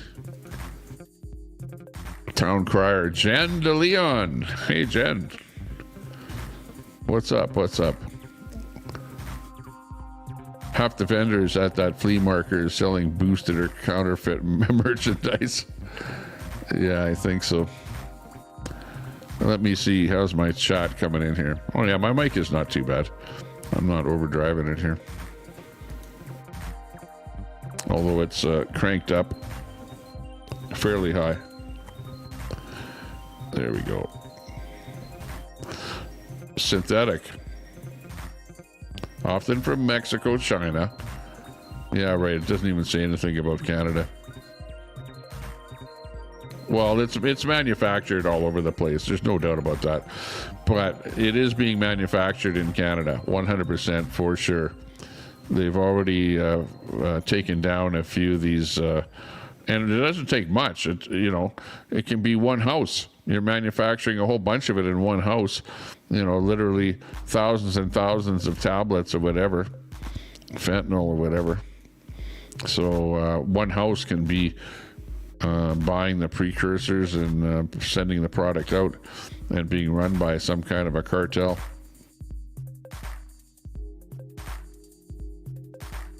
Ham salami, provolone with oil of vinegar. Delicious. Happy Friday. As you can see, the sun is starting to set here. I think the sun is gone kind of below the horizon. And you can see that the it's starting to get a little bit dimmer out there, but you can still see the water on the lake. This is Sylvan Lake in here behind me. And it's the actual video of what's happening there. It's not like a pre-recorded thing or something like that. Girls be giving Mike all day. That's how far back I am on the chat here, I think. I think you can still smoke in the native casinos in Alberta. Like in Edmonton, there, Pooh says there's, can't you smoke in the, what is it, the Cree, River Cree? I'm pretty sure they still have the smoking and non-smoking section. Yeah, exactly. Blackjack tables, that's freedom. Well, and the pole one-armed bandits there too. You can smoke. They have a whole big section there for smokers. I know, I've gone there.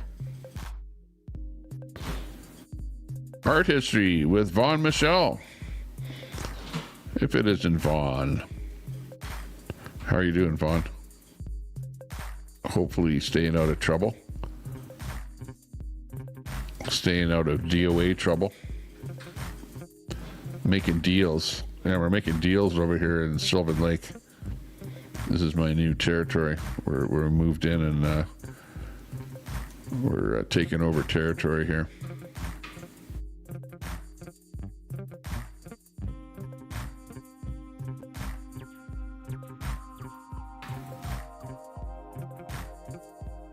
Well, yeah, people didn't understand what tariffs were all about.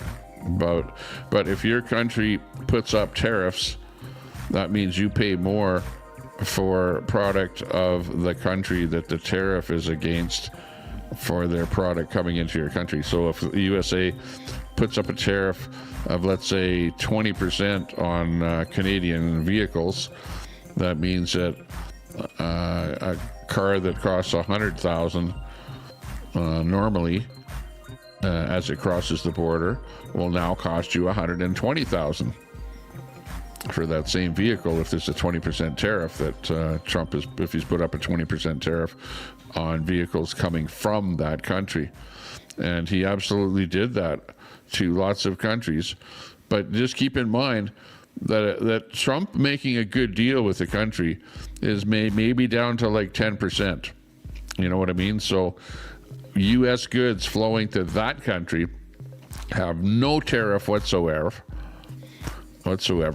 but goods flowing into the USA would have like a 10% tariff, and that it would be a good deal with Trump, is what I'm seeing, right? Like, take for example deals that he's made with Germany or the UK or whatever, you know, where they have like vehicles and stuff like that that they want to sell into the States. They'll still be tariffed at maybe 10%. But Canada has got tariffs all over the yin-yang. Like, for example, you might have a 50% tariff on steel, for example, coming from Canada. So instead of paying $1,000 for an amount of steel, you're now paying $1,500 for the same amount of steel. Same thing with aluminum, with copper, with and I forget what the exact number is on softwood lumber. Those are the big things. But we still have that free trade agreement with the USA and with Mexico, and that is going to be expiring here pretty quick. I forget when the timeline is at, but probably 6 or 8 months, something like that. So they're talking about that. And we'll see what the new agreement is going to be with especially with Canada. I don't know what the tariff will actually be. We'll have to see. Any representation of tribes in Parliament? Jeez, that's a good question. Parliament is kind of you have different departments, you know, with the Canadian government. You know, like the Aboriginal whatever department. But no, you don't really have tribes that have a person like a member of Parliament.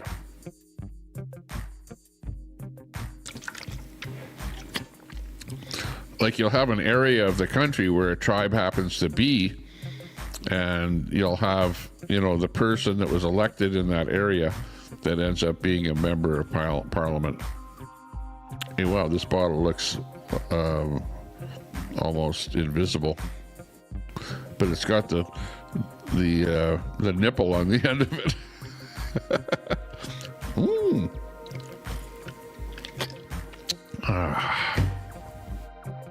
I'm almost out of water. I need something different than water.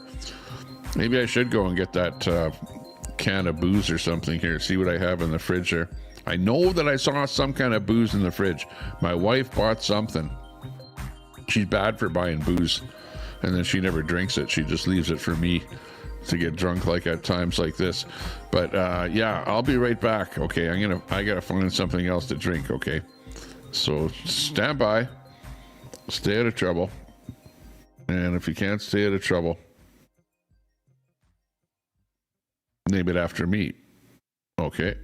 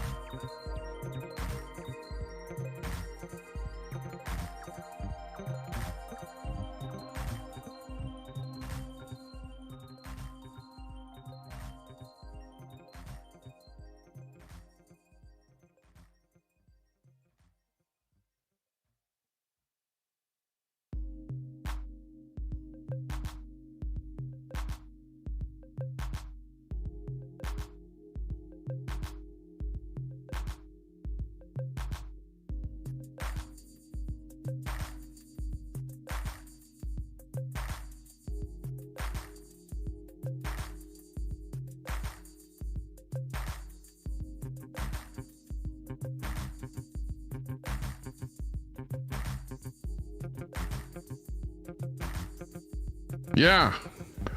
Where were you? Thomas Crenshaw. in the house. Hang on, let me get back in here again. Camera number 1. There we go. Okay, get my feet back up on the chair here and relax a little bit.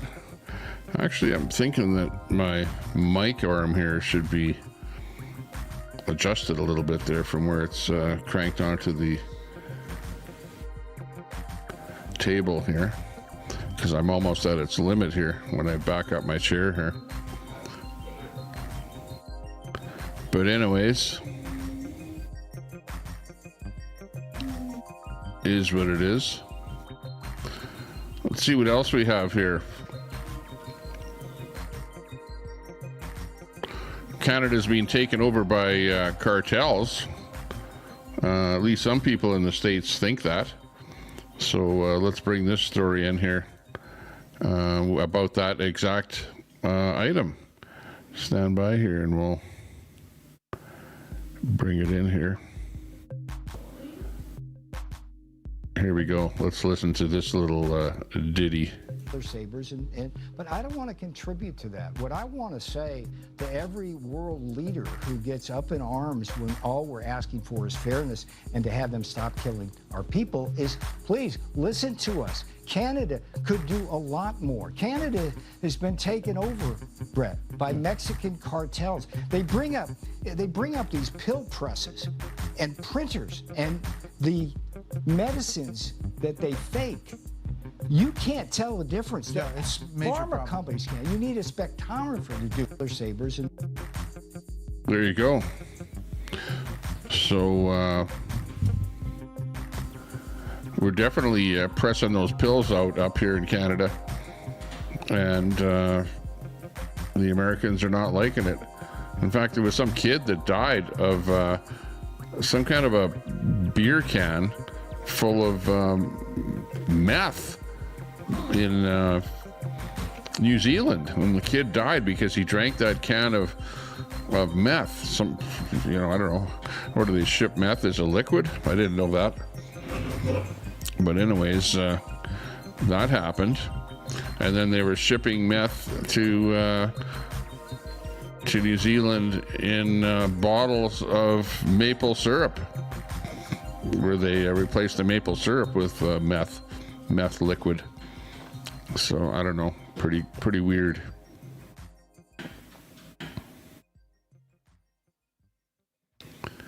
It is very weird. Here's Carbon Carney. Carney has secured 42 contracts since becoming Prime Minister. All contracts have been with Brookfield Management.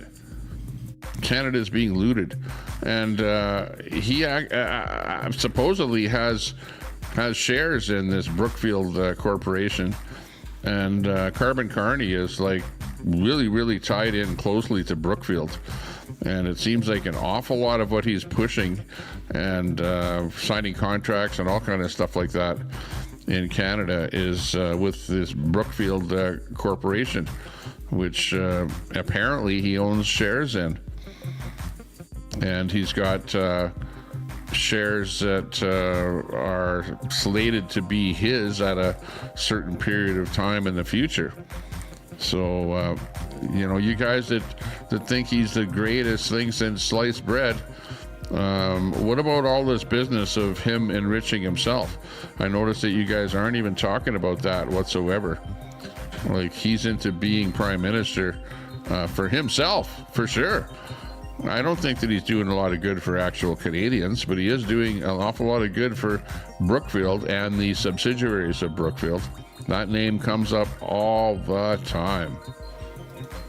Unbelievable.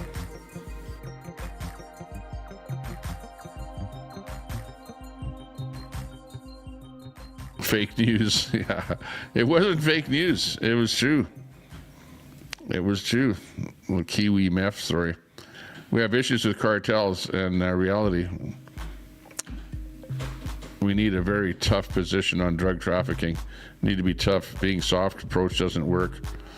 Yeah, I saw a story on the drug problems in Canada, And like in the lower mainland of BC, where you've got like the east side of Vancouver, where it's just a big wasteland of drugs there with people that are just higher than a kite. And then you've got this where you give them free drugs. It's just crazy. And you don't provide them any kind of speaking of drugs, I've got this can of beer right here. It's called Radler. What is it? Radler Stiegel Radler. Actually, there's this beer company right down the street where they manufacture beer, close to where I'm at here. Well, not right down the street, but whatever, a number of blocks away from me. And they make this beer. It's called Snake Lake Beer Corporation. And I have never tried one of those Snake Lake beers. But actually, the lake that's behind me that you see here was originally, the natives actually called it Snake Lake before the white man got here. Yeah, so this is Snake Lake right behind me. Now, I know you guys are going to be coming with something about that. Oh yeah, Tommy Temper is over at Snake Lake. What a snake, eh? No, the snake is Carney, the other guy that was on here, this guy here. So that's Snake Lake. This is the actual snake. But they changed the name from Snake Lake to Sylvan Lake. Why they did that, I don't know. I don't know the lore on that one. But I'm going to drink this beer. So it's Friday. It's Friday night coming up here. As you can see, the sun is going down and it's getting darker out there. And I want you to go and grab a beer or a shot of something, whatever it is that you like there, and have a beer with me. Do I believe the news? I don't believe anything anymore. I'm telling you about stuff that I heard, though. Whether it's true or not, I don't know. You guys can make your own decision.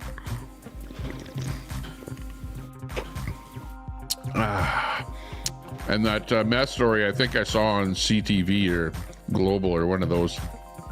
So it definitely was on the mainstream. Fox News, I don't watch Fox News.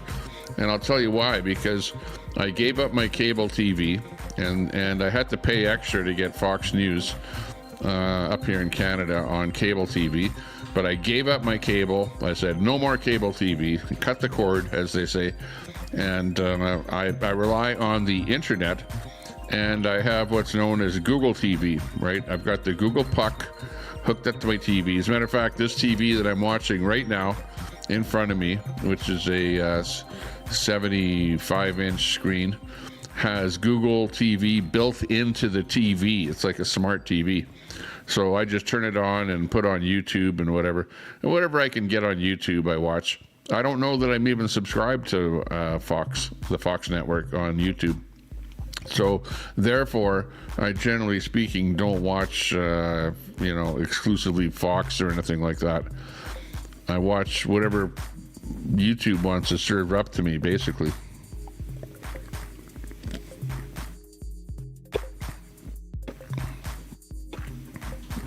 Wow, I was thinking maybe I'm going to drive somewhere because I think it's a little too cold to bike today, so I might have to drive somewhere to go to a restaurant or something like that. So I may end up going to a restaurant, so I don't want to drink too much. But I could always leave my stream going while I go to the restaurant, and then when I come back, then I can still be here. Or I could actually go live on my stream like away from here. Is a good possibility. We could definitely do that. So we'll see what happens here as the stream goes on. Not a big stream, 31 people, so it's pretty low numbers here. Let's see how my stream is looking on the vertical. Oh yeah, it looks not bad on vertical. At least I'm in the middle of the picture here. Hang on a second though. Doodle-doodle. That's Lukey in the background there yelling, playing some game. Let's see, I have to move myself over here. to be in the middle of the vertical stream. There we go. Now I'm more in the middle. Looking beautiful. CJ, how are you doing?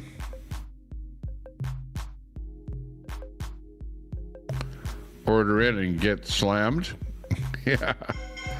Uh-oh, I got a phone call. Hang on. Let's see who's on the phone. It's probably my wife. Oh, it is too. Hang on. Stand by.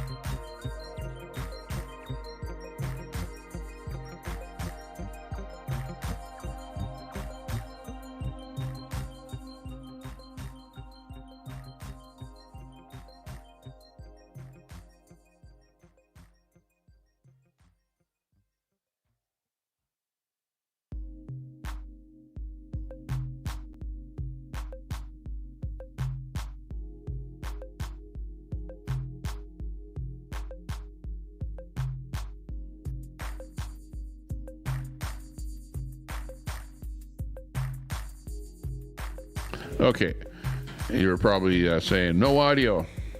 Well, yeah, because I shut my audio off because I was on a phone call there. That was just my wife. She's mobile on her way here, and I just convinced her to go out to a restaurant, and I convinced her to drive.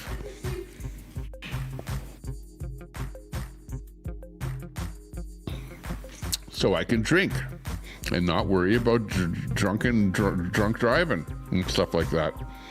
We can have a fun time tonight. And we're going to this cool restaurant.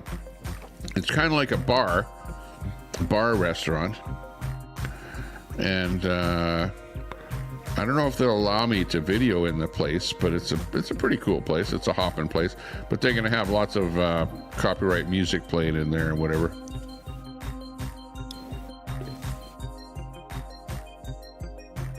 But it's a fun kind of a place. It's like a restaurant, but it's like being in a bar with lots of people, with music and people yelling and screaming and stuff like that. And they have really good food. They've got this kind of a beef brisket and shredded ham type stuff, and lots of really yeah, both my sons had burgers, and holy geez, they were just huge burgers. So we maybe ended up going there. That should be fun. News about more leaked emails. Hey, Jim is in the house there. Hey, Jim. How you doing there, Jim? Who knew when Trump was talking about his big, beautiful bill? He was talking about Bill Clinton. That's funny. Yeah. Well, you need those Epstein files to come out. Because I want to see if there's anything in there about Carbon Carney, our illustrious prime minister. Of course, it's going to be redacted. You know how those things come out from the government. It's like, here it is, and it's all blacked out, and we can't read any of it. So I don't know what the hell it's going to be like. I guess we'll find out. I want to see his book. Wasn't his book already released with a bunch of names in it and stuff? So we already know who's all involved in that whole thing. It's crazy. Can't touch this. Can't touch this. We had a fun time. You know that much for sure. You know that. Invite Queenie. Yeah, I've got my wife there coming with me, so I don't want to, you know, have two women at one place. Could be a big match or something going on there. No, I'm not going to tell you where it is. I'm not going to tell you exactly what the place is. I don't want people phoning there, you know, and saying, oh, the guy with the Tommy Temper hat ordered 10 burgers or whatever, send it over to his table. I remember watching this one streamer once where he went to, I think it was in Japan or somewhere like that, right? He was streaming in Japan and he showed on the table the QR code on the table. He showed it on his stream, right? And then he sat down to eat, and then all of a sudden a bunch of stuff started arriving at his table, you know, that he didn't order, right? And it's like, oh, and it's like he goes, oh, people saw it and they ordered this for you online with the phone call. They phoned up and ordered this stuff for you. And he's going, oh, that's pretty good. So the guy's got, you know, food, more and more and more coming to his table, and he's eating. And then he finally gets up to go, and the guy brings the bill. And it was for all the crap that was brought to him. Nobody paid for anything, but everyone phoned up and ordered, or was online or something. or they ordered a bunch of stuff to his table, and then he had to pay for it. Holy jeez. So I don't want that to happen. So for that reason, I'm not telling you where I'm going. Beautiful day. I've been in the hospital since Saturday. So, oh yeah, I'm sorry to hear that, ABD. But I hope that you're better. Hey, if they're releasing you from the hospital, then thumbs up. It's got to be better than it was when you went in. So that's good to hear. Good to hear. We're not going to ask you why you were in there, but that's irrelevant. The fact is that you're, you know, you've got the oomph, the goomph, the gumph, whatever you want to call it, to tell us about the fact that you're out, and that's a good thing. So glad to hear that. So you can maybe have a beer with us. How about that?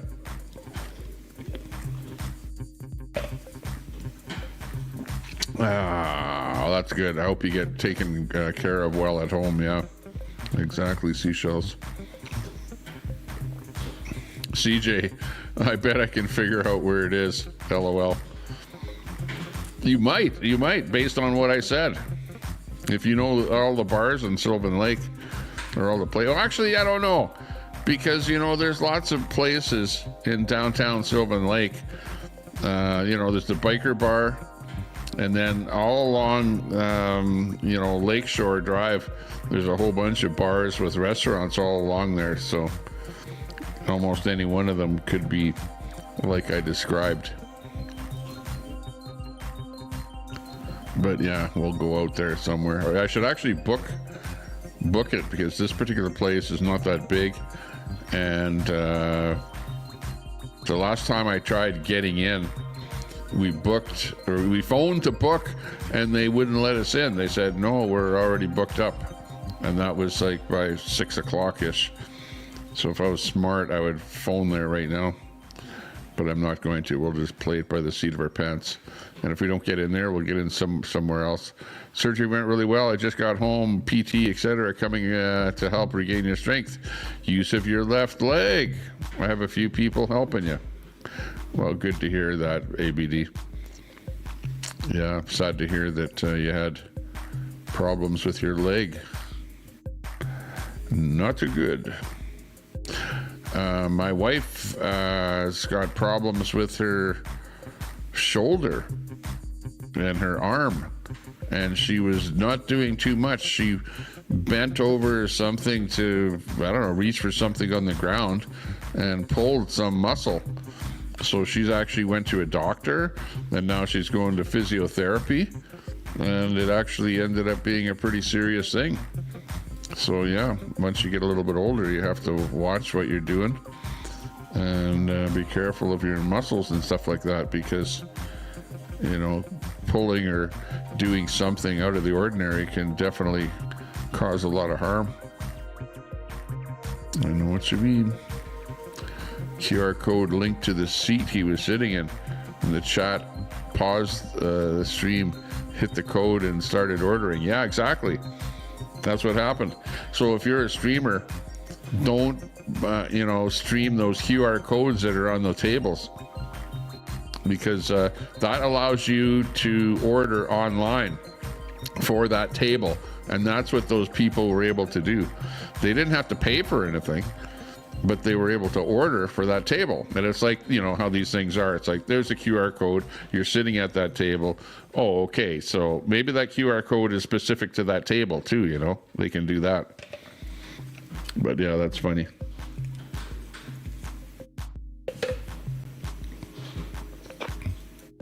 Yeah, I should go live more often. Lately, I haven't been going live too much. I've been watching a lot of streams online, watching a lot of the Canadian streamers that are doing their things. A lot of people bitching about Carney, and he's got his big budget that he's trying to get the all the rest of the parties to agree with and pass them in Parliament. And basically what happens is the whoever's in charge, whoever won the election, that party has to come up with a budget, and then that budget has to be passed in Parliament. And it hasn't been passed in Parliament yet. We're at that stage, and you've got pretty much every one of the other parties, except maybe the NDP, I don't know, are against it. And because we have a minority government in Canada, the government itself can't pass that budget. They need the help with a couple of other votes from some of the other parties, and whether or not they're going to get that, I don't know. And then you had the business of the one dude in Eastern Canada across the floor from the Conservatives over to the Liberals. So that was a kind of a bad thing. Well, good for the Liberals, I guess, but bad for the Conservatives. And the mainstream media is just bashing Pierre Poilievre like crazy because they're so lefty. They want the whole world to be lefty. So you're never going to hear them say anything good about Pierre, which, of course, I like Pierre. I think he's our good guy. He's the best. Being a Friday, it will be busy, absolutely. 5-year-old started kindergarten in September. The first week of school, he pulled a fire alarm. Oh, no. In kindergarten, holy smokes. That's crazy. Her mom is a twin.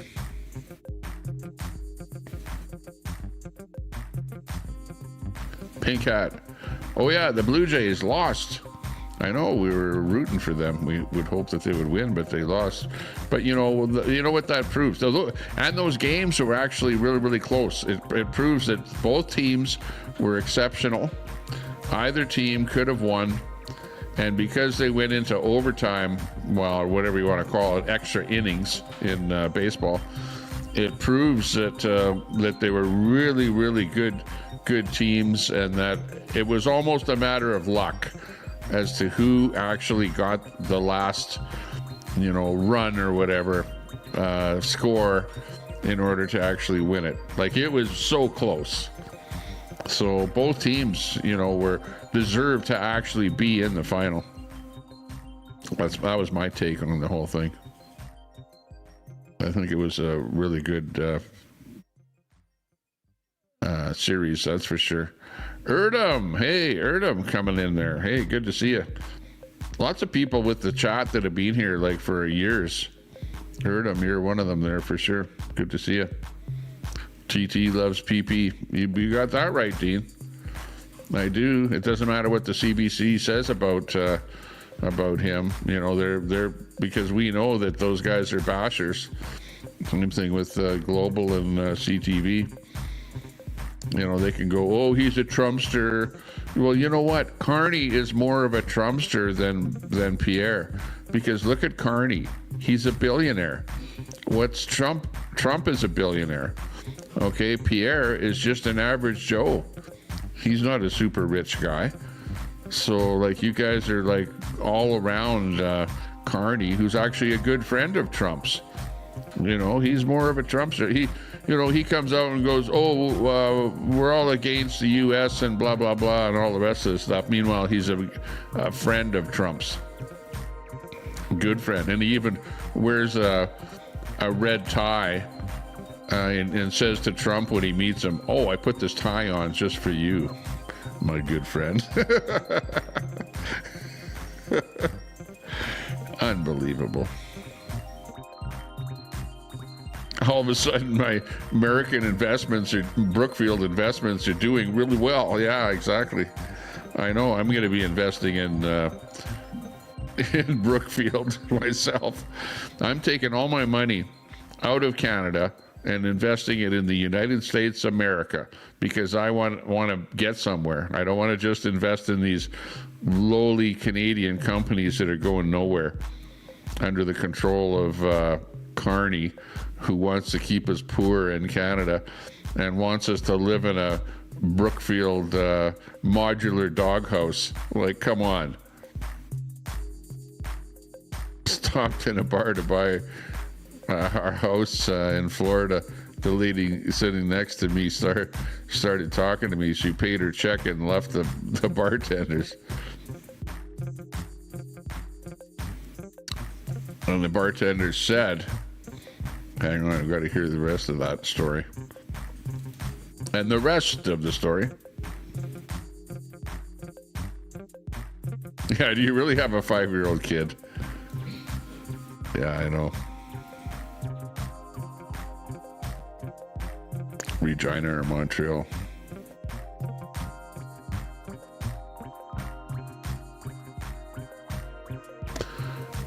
Okay. She paid her check and left. The bartender said, do you know who that lady is? Her father invented the barcode. What's the barcode? I know what the Morse code is, but what's the barcode? Is that like something to do with lawyers or something to do with drinking?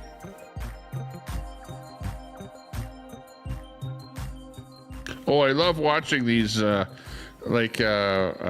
First Amendment auditors or True North Transparency in Canada. He's probably the #1 guy that I watch, where he goes with his camera in front of some business, and then the guy comes out and says, you can't record my business. You can't record me. What are you doing recording? You know, and he's like, yeah, none of your business. And I'm here on business, but it's none of your business. And triggers the guy all like crazy. And then they end up phoning the cops, and then the cops come and go, well, you know, he's on public property, so he can record your business because he's on public property. Yeah, what's Mark Carney's net worth? I don't know. But he owns a lot of shares in Brookfield, apparently, that he hasn't even cashed in yet. So he's got tons and tons, you know. Put it this way, the more that Brookfield goes up in value, the more money he's going to be worth. And Brookfield is that #1 company. But he does own shares in something like 100 different companies, but only about 3 of them are located in Canada. So for a guy that's supposedly a Canadian, he certainly doesn't like investing in Canadian companies at all. It's, you know, kind of a shame, actually.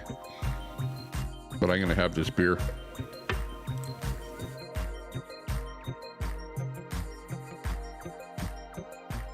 It tastes like orange juice. It's got a picture of an orange on it here. And it's Orange Rattler. Tasting good. The QR code. Your friend.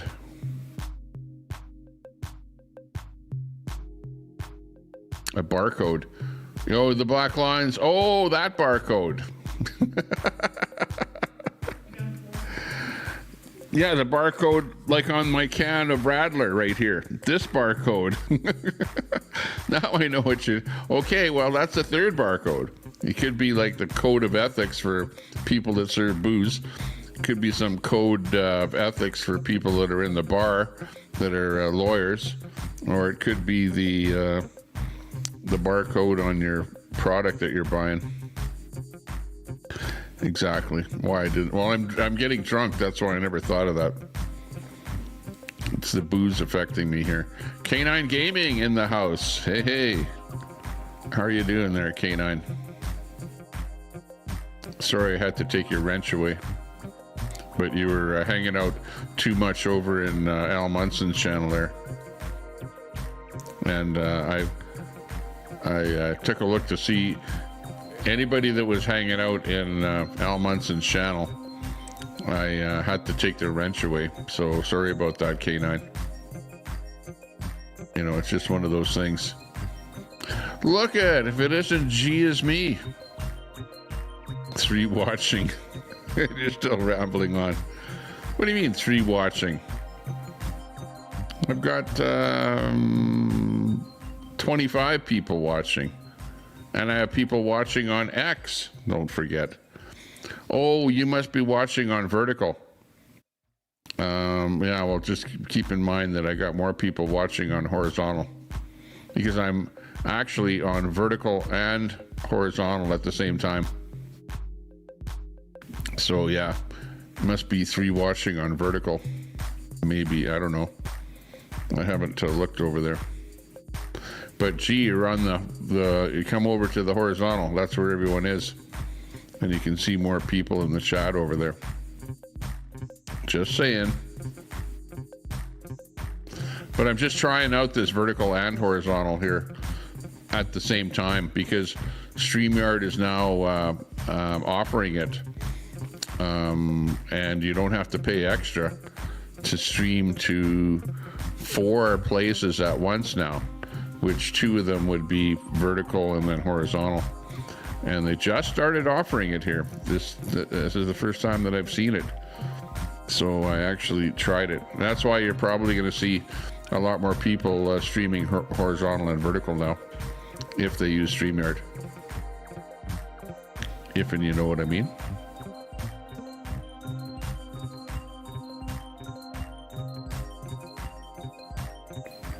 That's what it is. It's a StreamYard thing where they're just allowing it.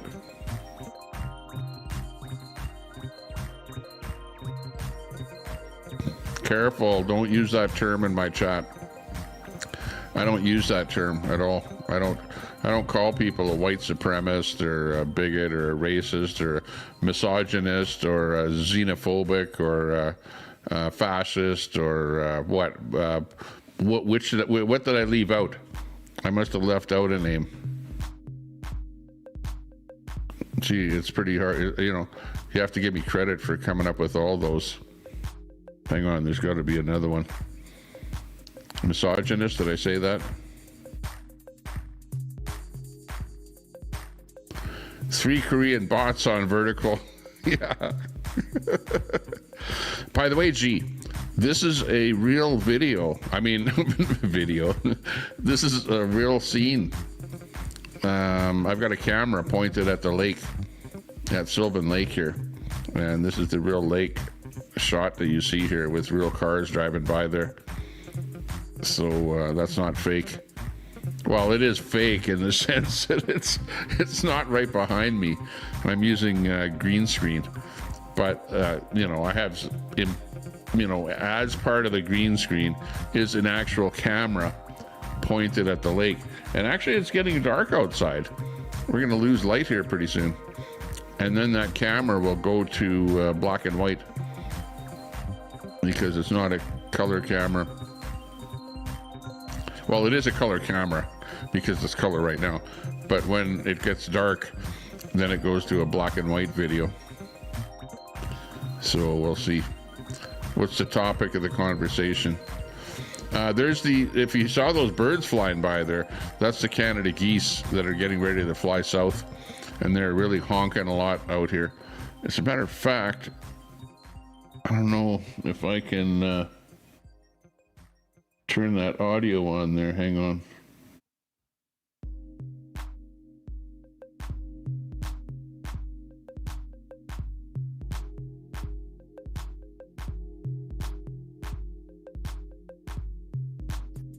No. I thought I would be able to turn that. There's the Amazon truck coming to do my Amazon delivery or something like that. No, the topic is me drinking, having some booze. If you go to the beginning of my stream, you'll see the Russian robot bit, which was pretty funny. Which we had the Russian guy on there complaining about their crappy Russian robot that fell down, which is pretty funny. So that bit, you'll have to go to the beginning and see. But I see, G, that you're allowing your platform to be used by Al so that he can call people white supremacists, you know, like Mechanic Eric and that, and so Charlie. So, you know, because they got didn't Charlie get his channel taken down or something? What happened to Charlie's channel? Never heard what happened. Why did Charlie's channel get taken down? And I heard your channel got taken down too. But, hey, you're still there. What can I say? I don't know what the deal is with that. And who's taking channels down and are reporting people or stuff like that. But something was going on there. I'm not sure.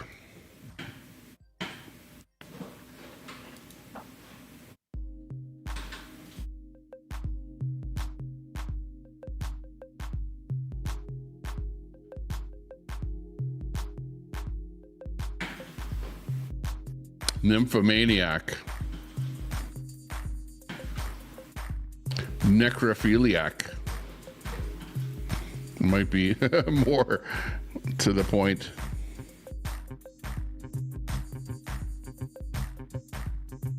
We were talking about immigration. Yeah, right. How everyone is coming to our countries and taking over. Pretty soon we're going to be just like those European countries where you watch the people rioting in the streets all the time. No-go zones and stuff like that. It'll be, you know, pretty soon America will be just like Michigan. What's that place in Michigan where it's kind of taken over now, and you can't be just a regular person walking down the street. Tommy hates words that describe, you know, yeah, well, you guys think that. You know, it's like lefties think that. You think that everyone is like, you know, a racist and a whatever, homophobic. Oh, I forgot that one. And in reality, I don't care. I don't care about people. Everyone has the right to do whatever they want.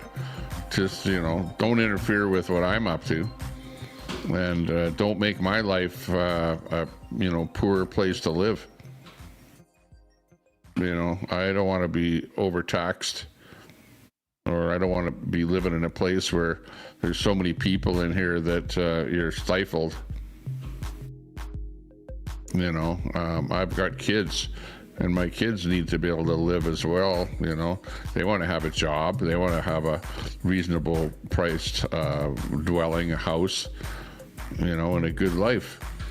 And what I see is that we have a crumbling of our economies because of too many people coming in, at least in Canada here. Too many people coming in and not enough places for them to live. And of what housing there is, it is so overpriced that people can't afford it. You have to be a person coming over here with an awful lot of money in order to afford like a $1 million house, for example, in places like Toronto, Vancouver. You know, other places it's maybe $500,000 to $750,000 for, you know, just a what a 1,700 square foot townhouse, something like that. It's like crazy. Very low energy. I'm having a beer. I'm relaxing. This is a relaxing podcast here. You know, I'm just talking to the chat, reading the chat. You know, a lot more. There's Jim. Jim's a good guy. A lot more pressing issues. But they put these little things in. I doubt if any congressman even reads the bills they vote on. That's true.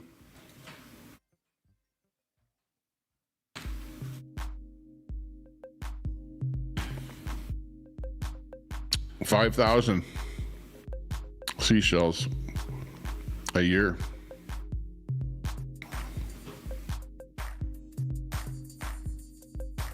Sex robots. Yeah. Oh, yeah. That's right. Pooh says, as we were talking about sex robots there earlier. And those Russian sex robots are not worth the money they're paying for them. You got to pay $1 million for a Russian robot that falls on its face, and meanwhile, Elon Musk robot is only 20,000. So they're getting ripped off over there in Russia. You know, you don't even get a decent. Where's my beep noise? You can't touch this. You can't touch this. I shouldn't allow free speech on my channel. Nah, I allow free speech. Who gives a shit? I allow free speech. I don't really ban or time out anybody. But on the other hand, there's so many people with wrenches that you're bound to get timed out. You know, and I can't help it. These things happen. Maybe I should take away. I was thinking about taking away a whole bunch of wrenches, and then kind of starting over again with given wrenches, you know, and just having way fewer wrenches. Because yeah, some people do complain that they get timed out and then they get butthurt, just like JFK is saying here about me. Fifi's hurt very easily. Emotional. See, like that's the people in the chat you're talking about, JFK. You guys don't like it when you get bashed with the wrench.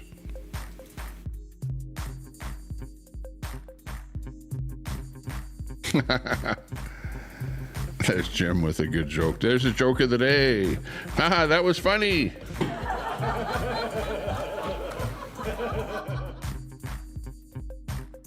Jim, you win the funny joke prize. Dearborn, Michigan.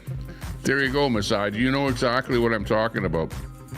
Pretty soon, all of USA will be just like Dearborn. You know, and you can feel it coming because look at who you guys elected in New York. I'm waiting for those food stores to come in there, the government food stores to come in New York. I'm waiting for that to happen. This should be epic. Oh, speaking of who we were just talking about, Mechanic Eric. We were just talking about you over on Ghislaine's channel there, and how Al was calling you a white supremacist there. It's funny that you would pop in at this point here.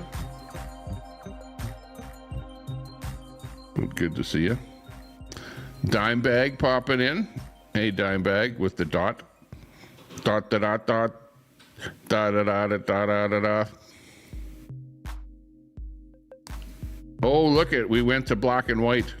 It's gotten so dark. In fact, I look out my window and it's dark out there now. And the camera has gone to black and white now. Told you it was going to happen.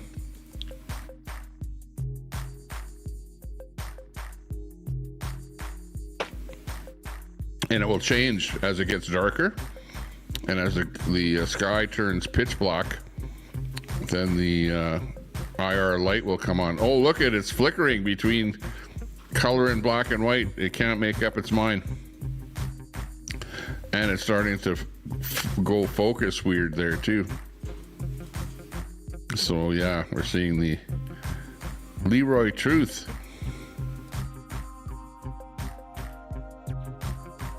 Shells in Brantford? Oh no. Isn't that the shithole of Canada now? Leroy Brown. The Last Dragon. 80s flick. Yeah, I remember that.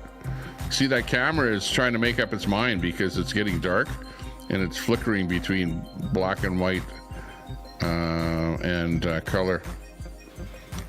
And on the black and white, it's turning on the infrared. But you can't see the infrared light on the trees because that background has to get a little darker. So we'll see what happens here. When you drive south from Detroit, you're in Canada. Yeah, I know. There's some weird geography there.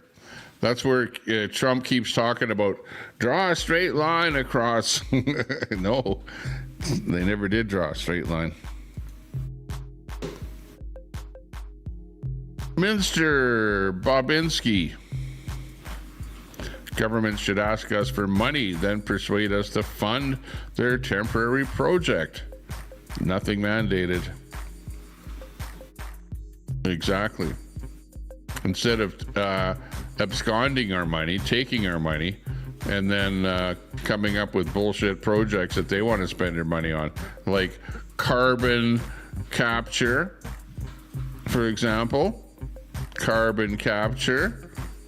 Carney's going to make an awful lot of money off of carbon capture, isn't he?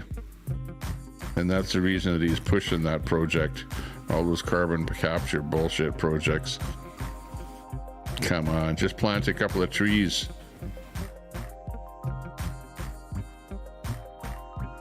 Pistons looking good.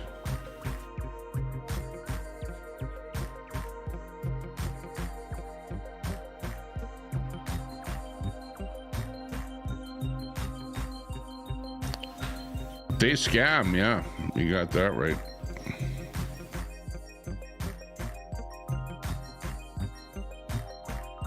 A cheaper sex bot version. What do you mean, the Elon Musk version, not the Russian model?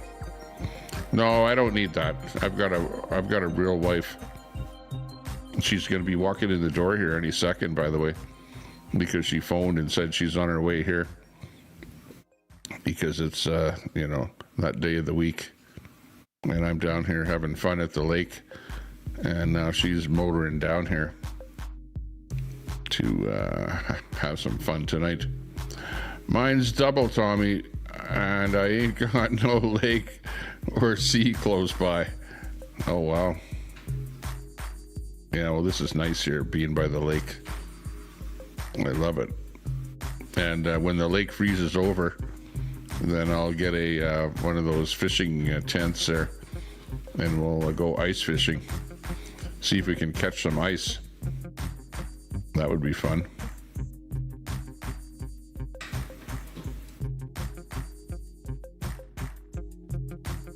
There you go. Yeah, well, they were starting to talk shit about me a little bit there. There was somebody said the word bigot in there. I think it was Dean or someone. He couldn't help himself. But I have to give Al Munson credit. He's being really holding back. He knows better. As a matter of fact, I've heard him complain about getting timed out in my chat. So he knows to, hold back a little bit. But, I'm not as bad as that Ryan Jesperson, where I go, oh, you finally got a reasonable guest on your show. And then he times me out for saying that. Like, that's pretty bad. Ryan Jesperson, tell Johnny to whack his own pee-pee and not mine. Speech is free and should stay that way. Yeah, exactly. Maybe I should just take away all the wrenches. But the problem is that I need somebody with a wrench to turn on 1 minute of being a channel member before you can talk and chat, and the 5-second delay to prevent the spammers from bombing us here. So, I really need somebody with a wrench to do that. And those are actually my super mods that can do that. Not just a standard mod.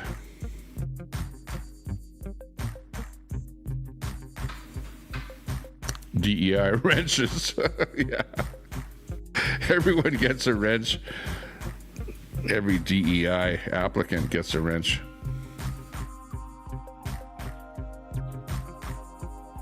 You like Jim's joke? Huh? What about wrenches? DEI back to modding. Yeah, right. Hang on, let me ask Grok about that. Hang on, where's Grok? I'm gonna ask Grok a question, okay? Tell me a funny joke. Why don't eggs tell jokes? They'd crack up. Oh, jeez. Tell me a dirty joke. Why did the gardener quit? Too much dirty work. Oh my God. That's not even dirty. That's like two white horses fell in the mud, like that's not dirty, even though it's dirty. Why did the soil go to couples therapy? It kept getting too attached.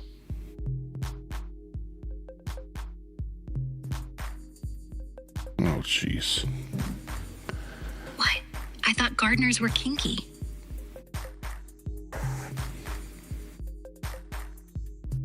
Wow, they're always fooling around with the lady of the house, that's for sure. Yeah, and then she makes him weed the flower bed for hours. The flower bed. You know, the one by her patio, where she sunbathes in lingerie. Oh. Don't talk like that. You're starting to get Masad aroused. Whoa, should I back off or? Yeah, better back off a little. All right, backing off, backing way off. Did you say whacking off? I said backing off. Definitely not that. Masad. Tell Masad a joke. He's like a horny old guy that's looking for a girlfriend. Why did the skeleton go to therapy? Turns out he couldn't find anyone who'd stick around. Oh, jeez. Okay, I'm stopping that right now. The Golden Dome. Well, Trump is trying to get Canada to pay for the Golden Dome, not golden showers. He's into the Golden Dome. Did you hear about that new product out now? There's a new weapon that's a laser that can shoot down drones, say. That's a pretty good one.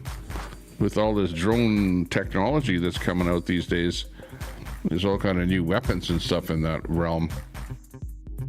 I've been kind of watching that because I've been watching that war between Russia and the Ukraine. She bringing snacks, yeah. Golden showers.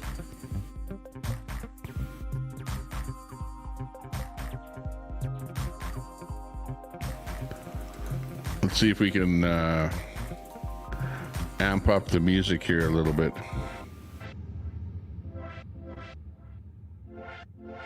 Oh, I don't like that. Wah, wah, wah, wah. No.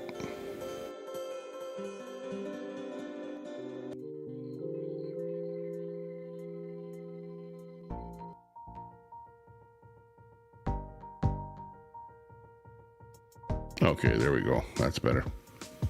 Okay, how's that video looking at the lake? Look, you can still see that it's a real lake. Look at right over there. You can see the water, the ripples in the water. So it is a real scene. I didn't fake it. It is happening. My wife should be here any second. I don't know where she is. What's taking so long? Get a ski-doo. Yeah, I could ski-doo right across that lake. Well, I know that the guy right next door to me, he's got a sea-doo, and he's storing the sea-doo in my garage, as a matter of fact. So, I'll have to ask him next year, go for a ride on his sea-doo, or else get one. I don't know. We'll see.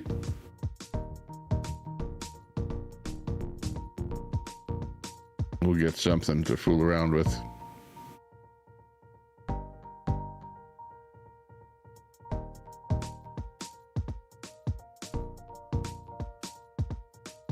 Don't take my wrench. You see, I'm already getting people saying that they don't want me to take their wrench. Ooh, 40 people in the chat now. It's looking good.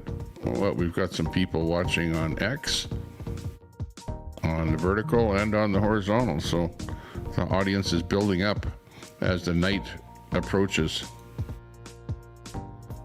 Nuts and crackers. Finally, he appears late at night. He's been out and about all day. Finally got back home. Turn that computer on. Fear not, fear not. We understand.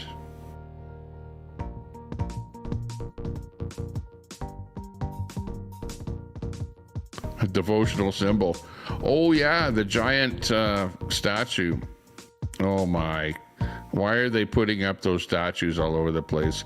It's making me feel like Canada is not Canada anymore. And then I turn on, I go walking down the street and I go ding ding a ding a ding a ding ding a ding a ding a ding ding a ding a ding a ding ding a ding a ding a ding ding a ding a ding. Everywhere I hear ding ding a ding a ding a ding ding a ding a ding. What the hell is what's this country become? Unbelievable. Leave your ding ding a ding at home if you want to come to Canada. We don't need that. The Viagra. It's the little blue pill Foxman's bought. Yeah, right. Did they have to go to did they have to call for an ambulance the other day or something? I don't know what's going on there.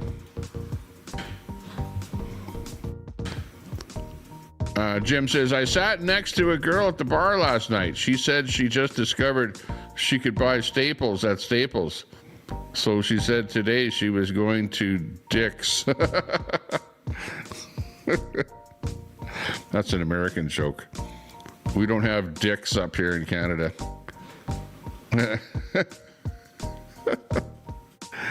That's funny.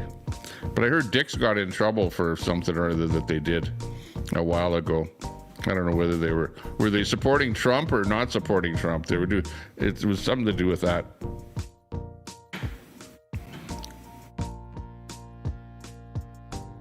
Don't shove your dick where it doesn't belong, I guess.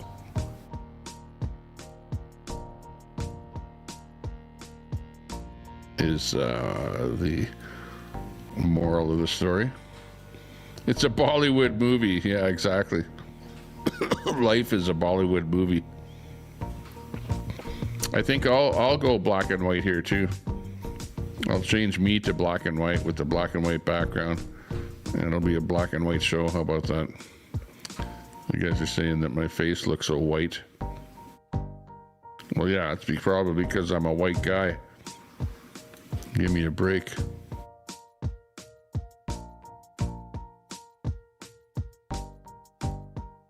Tommy Temper took my wrench. Not that I ever really used it, but it was more of a symbol of respect than a job as a mod.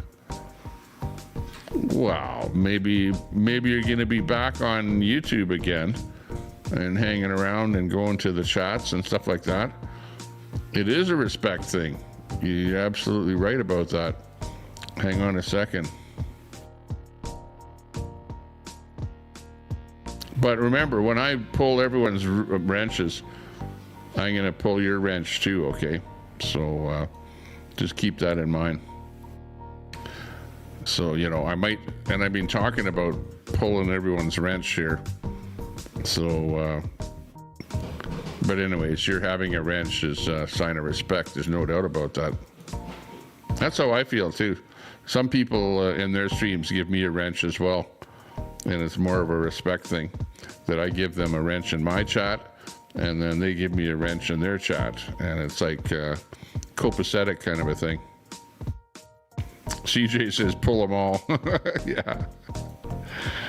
I know, I should. And start from the beginning again. Because actually some people feel butthurt not having a wrench. You know, like the people that come from Al Munson's channel there.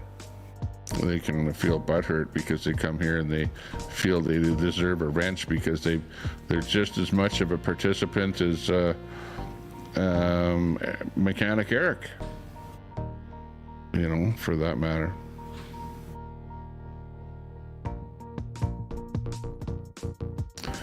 Okay, what else can we dig up here that's of interest? Oh, look at this guy said that the budget was a piece of garbage, and now Carney is looking to get rid of him. He's called the Parliamentary Budget Officer, and he's not elected, but he's appointed. And now Carney wants to turf him because he said that this latest budget, Canadian budget by Carney, is a piece of garbage, way overspending, not enough revenue, putting a country in debt. It's a piece of shit. And so now Carney wants to get rid of this guy. Meanwhile, I think he's doing a fantastic job. There you go. So that story is out there.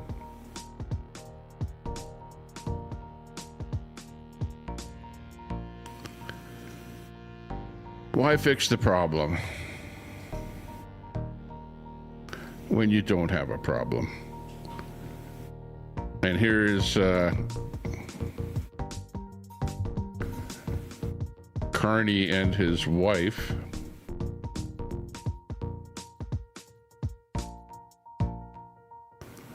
And if you saw that picture that I put up there a minute ago, whatever, an hour ago, of Carney, well, Carney actually had his wife's hairdo. But this is Mark Carney, our, Prime Minister of Canada. And this is the First Lady of Canada. Oh my God. Like, she can't even comb her hair.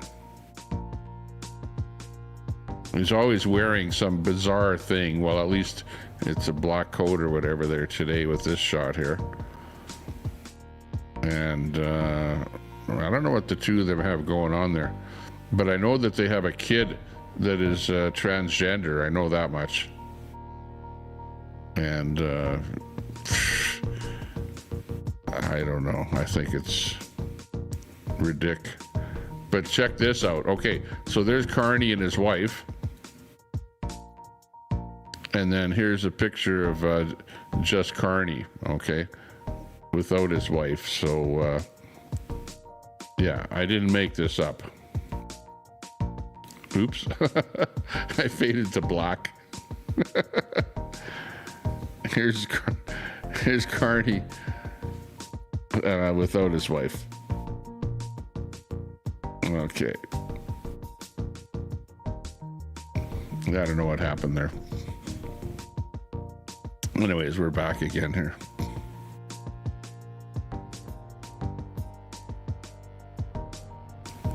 And this is the scumbag that was a conservative. He was a conservative. Okay, imagine this. Imagine that you're a Republican, and then just before an important vote that you quit the Republican Party and you join up to the Democrat Party. Well, this is what happened in Canada. This scumbag was a conservative, part of the Pierre Poilievre Party, and then just before this vote on the budget, scumbag dude here, don't even care what his name is, DeAndre or some weird name, French name, he jumps ship basically everyone voted him in as a conservative, and then he goes, oh, well, I'm not a conservative anymore. I'm dumping the conservatives and I'm becoming a liberal now. And meanwhile, pissing off everyone that voted him in. She in? Okay, my wife is pulling up here now. So we're going to have places to go and people to see. So this should be fun here tonight. Here's that picture that Dean, you're saying that this is the picture that's fabricated. Do you really think that this picture is fabricated?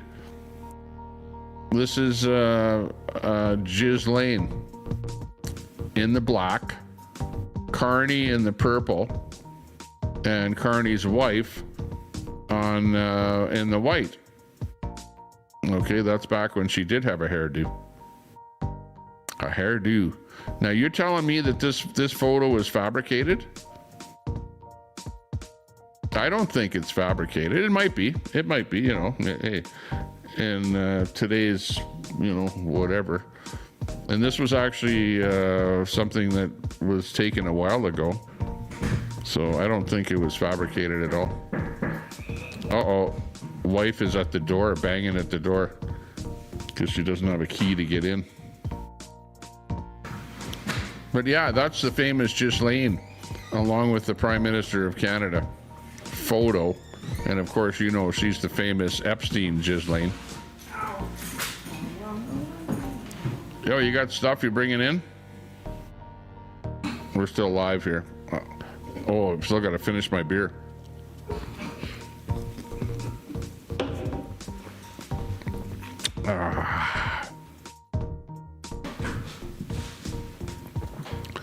Well. If it isn't Sandy Foster.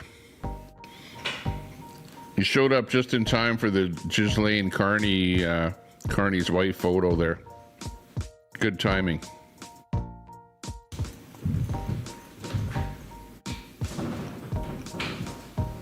Yeah, mechanic has a wrench.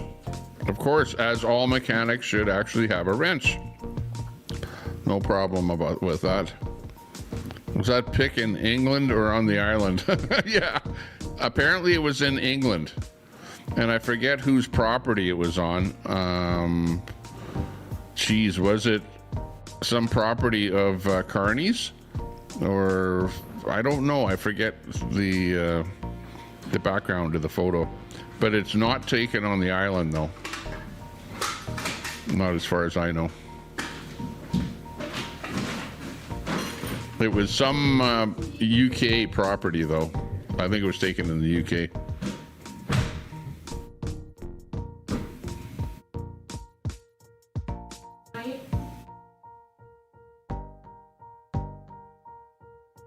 It was a respect wrench there, Pooh.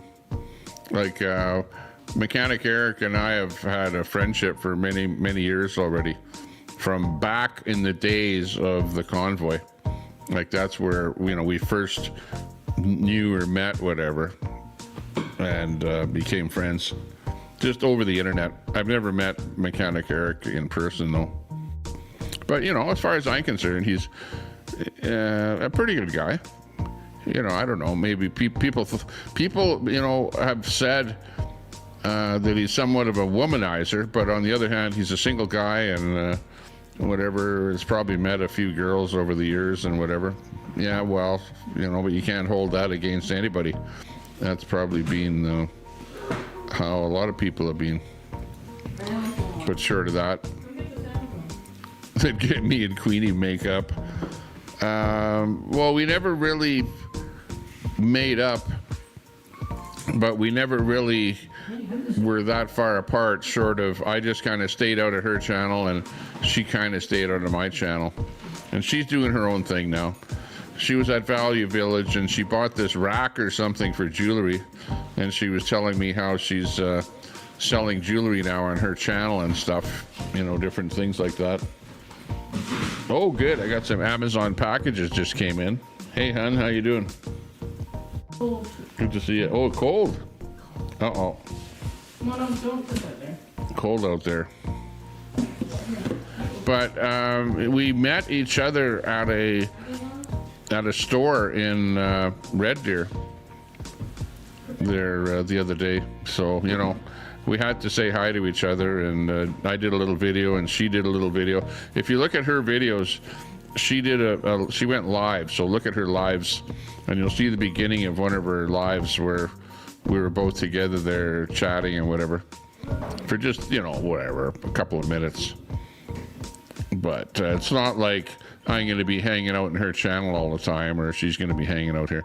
She put it this way: she's kind of reformed to a certain degree, and she's doing stuff that she wants to do now, like doing her jewelry stuff and handbags and stuff like that, and just she doesn't need a big audience. She really honestly doesn't care if there's 5 people watching her or 50 people watching her.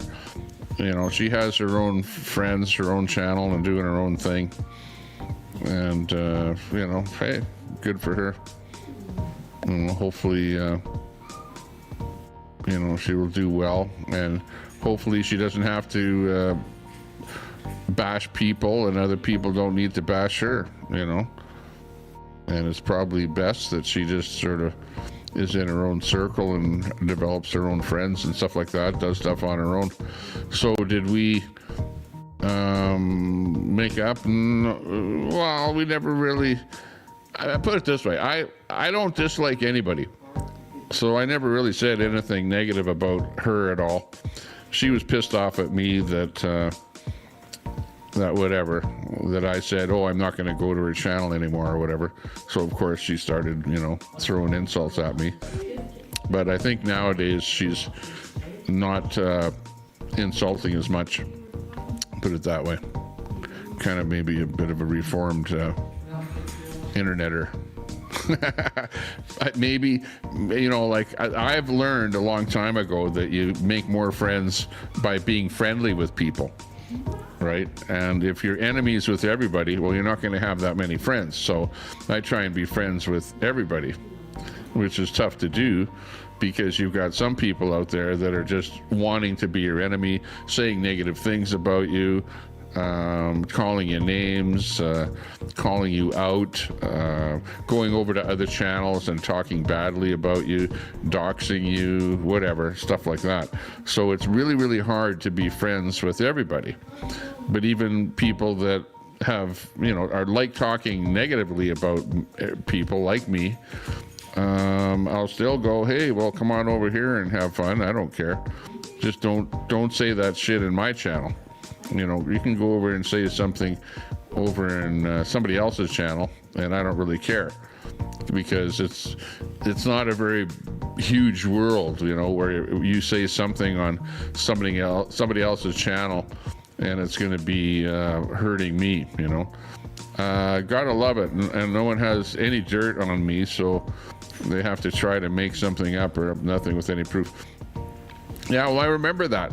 The guy that was the worst is dead now, Eric, if you know who I'm talking about. The guy that died, he was the worst guy for saying stuff about you. I kind of thought in my mind, where he was like, oh, he knew this about you, that about you, and that's where the womanizer thing in my mind comes from, is from him. But he's not around anymore, so really, you don't really have anybody that I hear out here on the internet that talks badly about you. You're kind of doing your own thing. Well, except for Munson. But, Munson is like that towards anybody. I'm sure that if I came on G is Me's channel onto the chat, that she would Munson would probably bash the hell out of me too.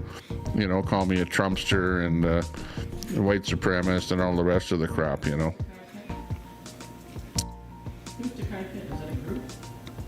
Ian Branson this weekend at Mona's event. I don't think he was. Somebody asked him about that over on G's channel there, whether or not he was going to go. I thought he was not going to go, but maybe he did. I don't know. Good question.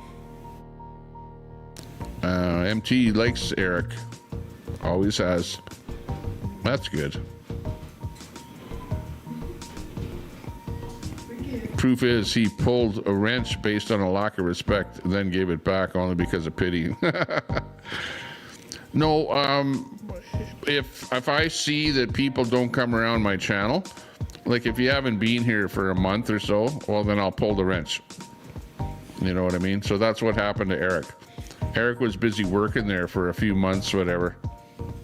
And so I pulled his wrench. It wasn't because I didn't like him or he did something wrong, but it was more of that I thought that maybe he was sort of finished with YouTube and moved on to bigger and better things. But no, not so. He's back with a vengeance, going on the talk circuit there. Sandy Foster, I was not able to make it. I got injured at work. Oh, that's not good. Really couldn't make the drive. Would have liked to go. Hey, phone for a reservation. Well, I know, I'm waiting for you to get off of there. Yeah, phone for a reservation. I'll shut down as soon as we want to go.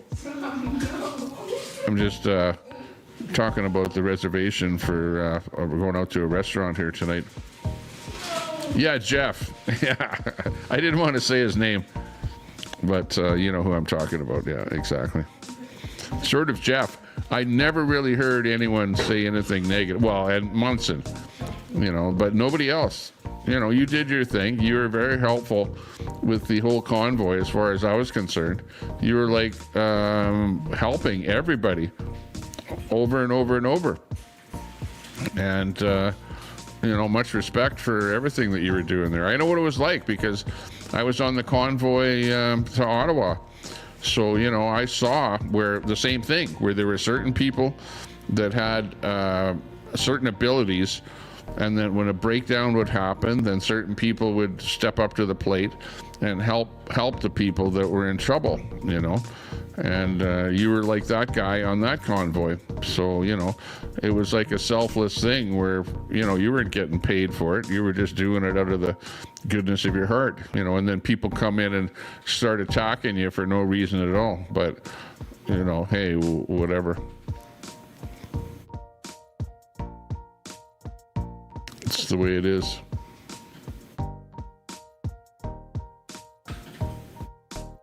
Dean Wall says that's a fake photo.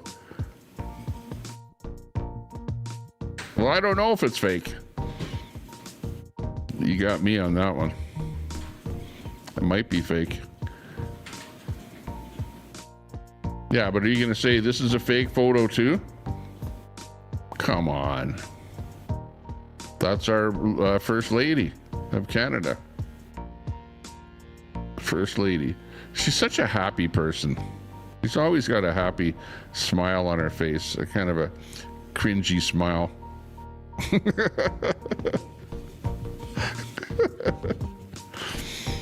I should have been Prime Minister.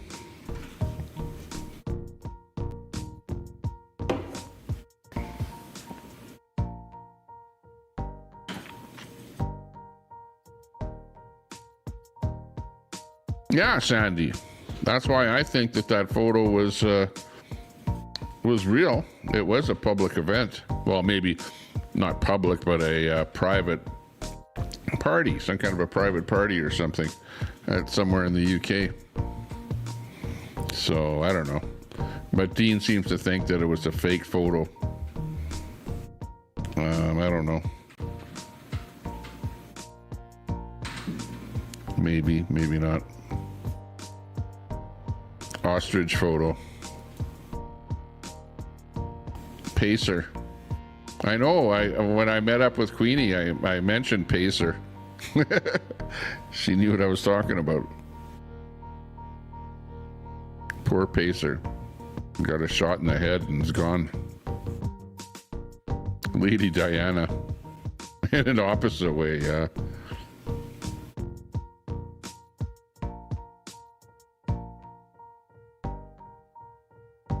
PP has not been, well, no, the mainstream media is trying to make it seem like what is happening is, you know, like affecting PP.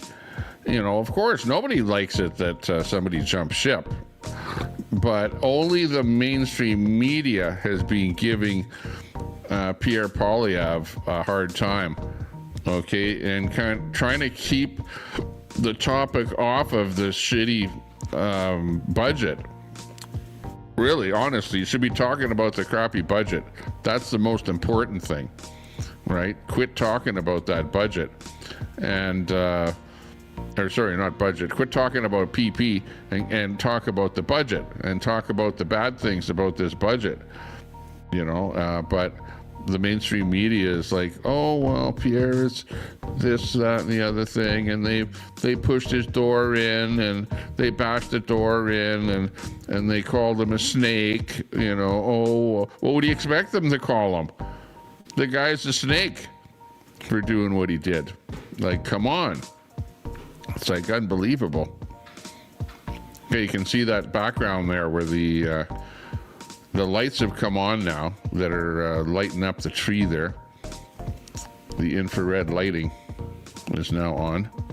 And we can see where over here there's a couple of lights have come on the houses across from the other side of the lake there. And let's see, no, we're not getting a reflection off the lake from those lights there. But it eventually will happen. Show us a picture of your wife. No, my wife doesn't want to come on camera. She has come on camera before, though. She gets dressed up as Superwoman, and she's been on here as Superwoman. But she just doesn't want to come on my stream because of guys like you. Specifically, because she doesn't like people to talk negatively about her. All right. She just likes to do her own thing. She's not like a social media star or something like that. She doesn't need to be a social media star.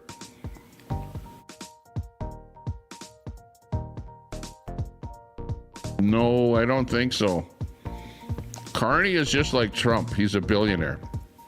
And if you guys don't like Trump, then for sure you shouldn't like Carney, because he's Mr. Brookfield.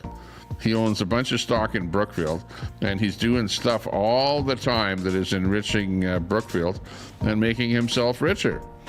You know, he's not really doing stuff that are making Canadians richer. He's doing things that are making his own stock in Brookfield richer. Like, really? Do I need to point out all the things that he's doing? Just follow the money. Like, why did he become prime minister? Not because he wants to help out Canada and he feels so bad for all the Canadians and we need help and whatever. No, he can push through projects that are gonna enrich the companies that he owns shares in. Like, he's not stupid, but he's definitely fooled a lot of people. So Sandy, don't be fooled by Carney. Just saying.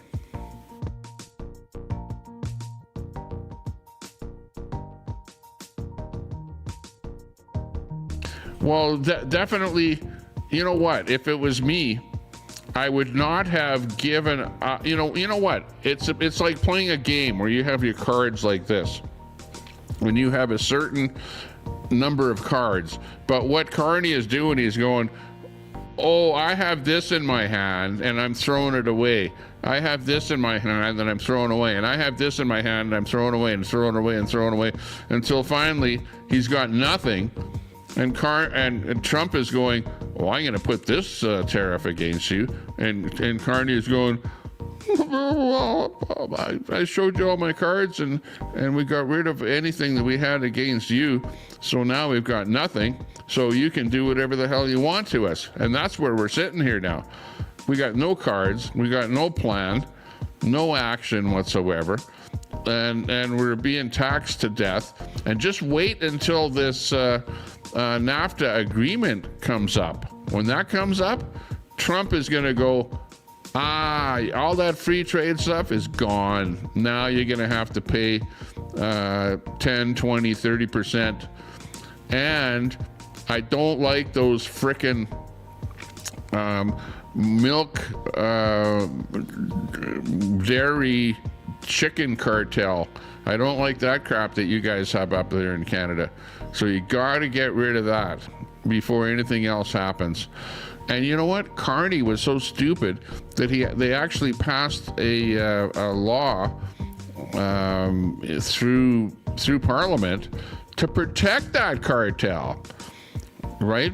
Because they knew that Trump was doing that, and this cartel pushed through this whole thing to get actual parliamentary protection, so that now, if that cartel is going to be dissolved and we say, okay, free trade on all the dairy and everything else, they're going to have a vote in Parliament to get rid of that. So yeah, it has to be done, though. You got to get rid of that cartel if you want to talk to Trump. And the very best that could happen is we could end up having 10% tariffs against products coming from Canada into the States, okay, and 0 tariffs on products coming from the States to Canada. And Trump has the power to be able to impose that, and that's what he's doing to a lot of other countries, and that's probably the best that we could get from Trump in the future if we get rid of this dairy chicken egg whatever cartel. Mark my words, I know what I'm talking about. I'm following what's going on.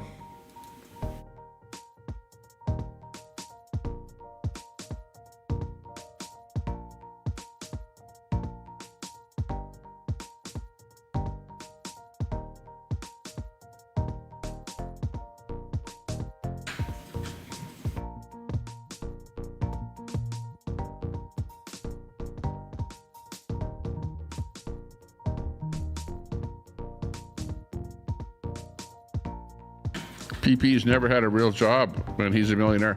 I don't know how much money he's got. I have no idea. That's a good question. But he's definitely not like Carney or Trump.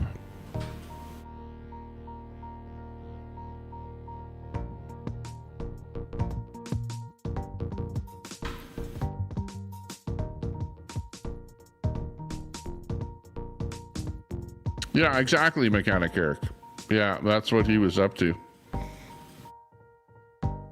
But he was trying to say that you were like a womanizer with like a whole bunch of people in the convoy and whatever. So, but you know, he was kind of a negative guy that was always trying to fight with people. So, you know, it doesn't surprise me. Robert Sinclair. PP has stock in Brookfield as well. Not much. Yeah, does he? I don't know that he does.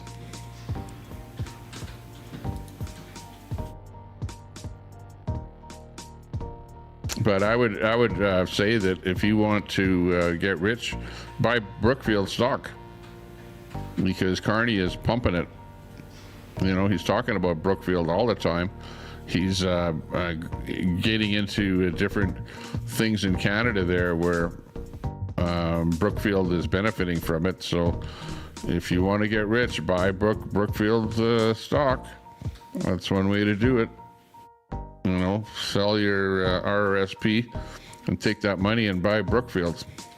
Or take your RRSP, spin it into an account whereby you can buy stock within your RRSP and buy Brookfield. But I just told you what the plan is. The plan for the well, I don't know if it's conservative, but my personal plan would be to get rid of the milk cartel.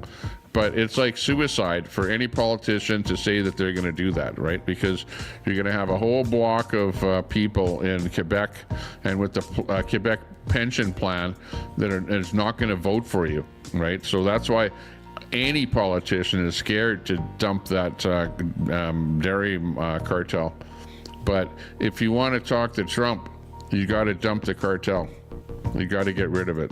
And you got to come in on an even playing field where it's like, okay, we're at 0 tariffs on anything that comes into Canada. And Trump will put up 10% on anything Canadian. And that's it. And that's probably the best deal that you can make. I don't know that you can make any better than that, any better deal.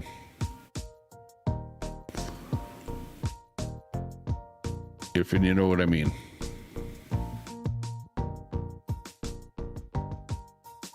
Get back on the convoy scene. Yeah, what's the next thing? Remember, the convoy was a different thing for different people. Well, the American convoy was about a whole bunch of different things. But the Canadian convoy, like my own personal thing with the convoy was I got involved in it because I had a real big dislike for Trudeau. I didn't like what he said, didn't like what he did, and I knew that he would be pissed off when the convoy showed up.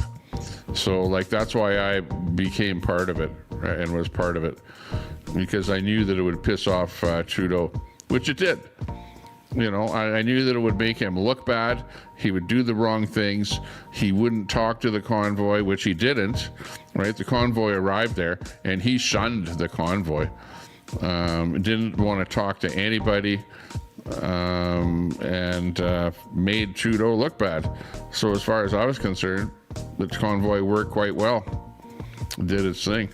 Other people were there for, you know, and also, you know, the mandates. Let's not forget about the mandates, of course. We didn't like the fact that the mandates were keeping people from traveling and crossing borders and doing all kind of things. They were still in effect. And, you know, even going across Canada, there were lots of places where you couldn't go into a restaurant without a mask, without a face mask and stuff like that, you know, so it was pretty crazy. Pretty crazy.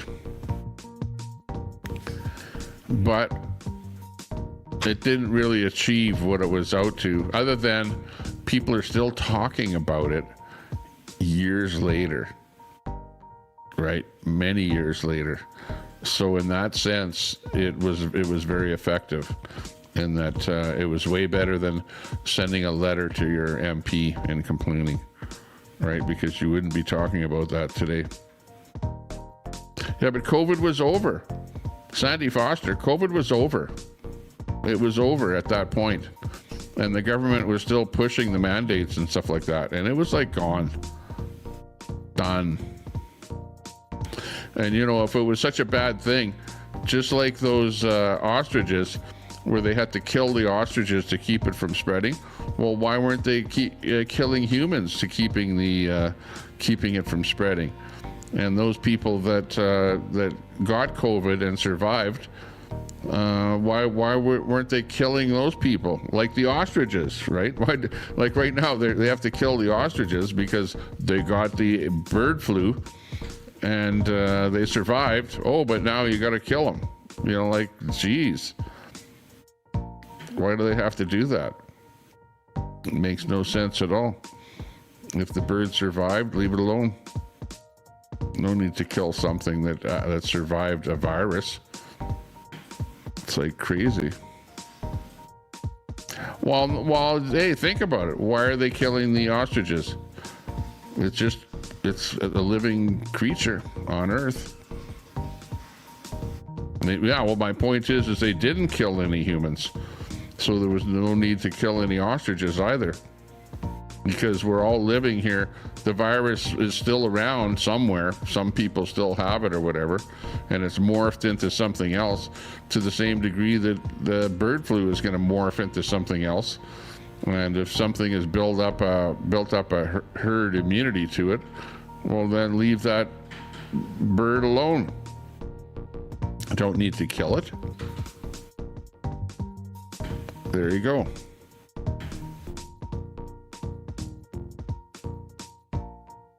You're thinking that I'm saying that people should be killed. No, I'm just using that as a reasoning for what's going on. Nobody got killed. So why should any birds get killed? Same thing. They survived. Let the poor bird survive. It's already survived for millions of years. And it's probably some kind of a dinosaur. Came from the dinosaur line.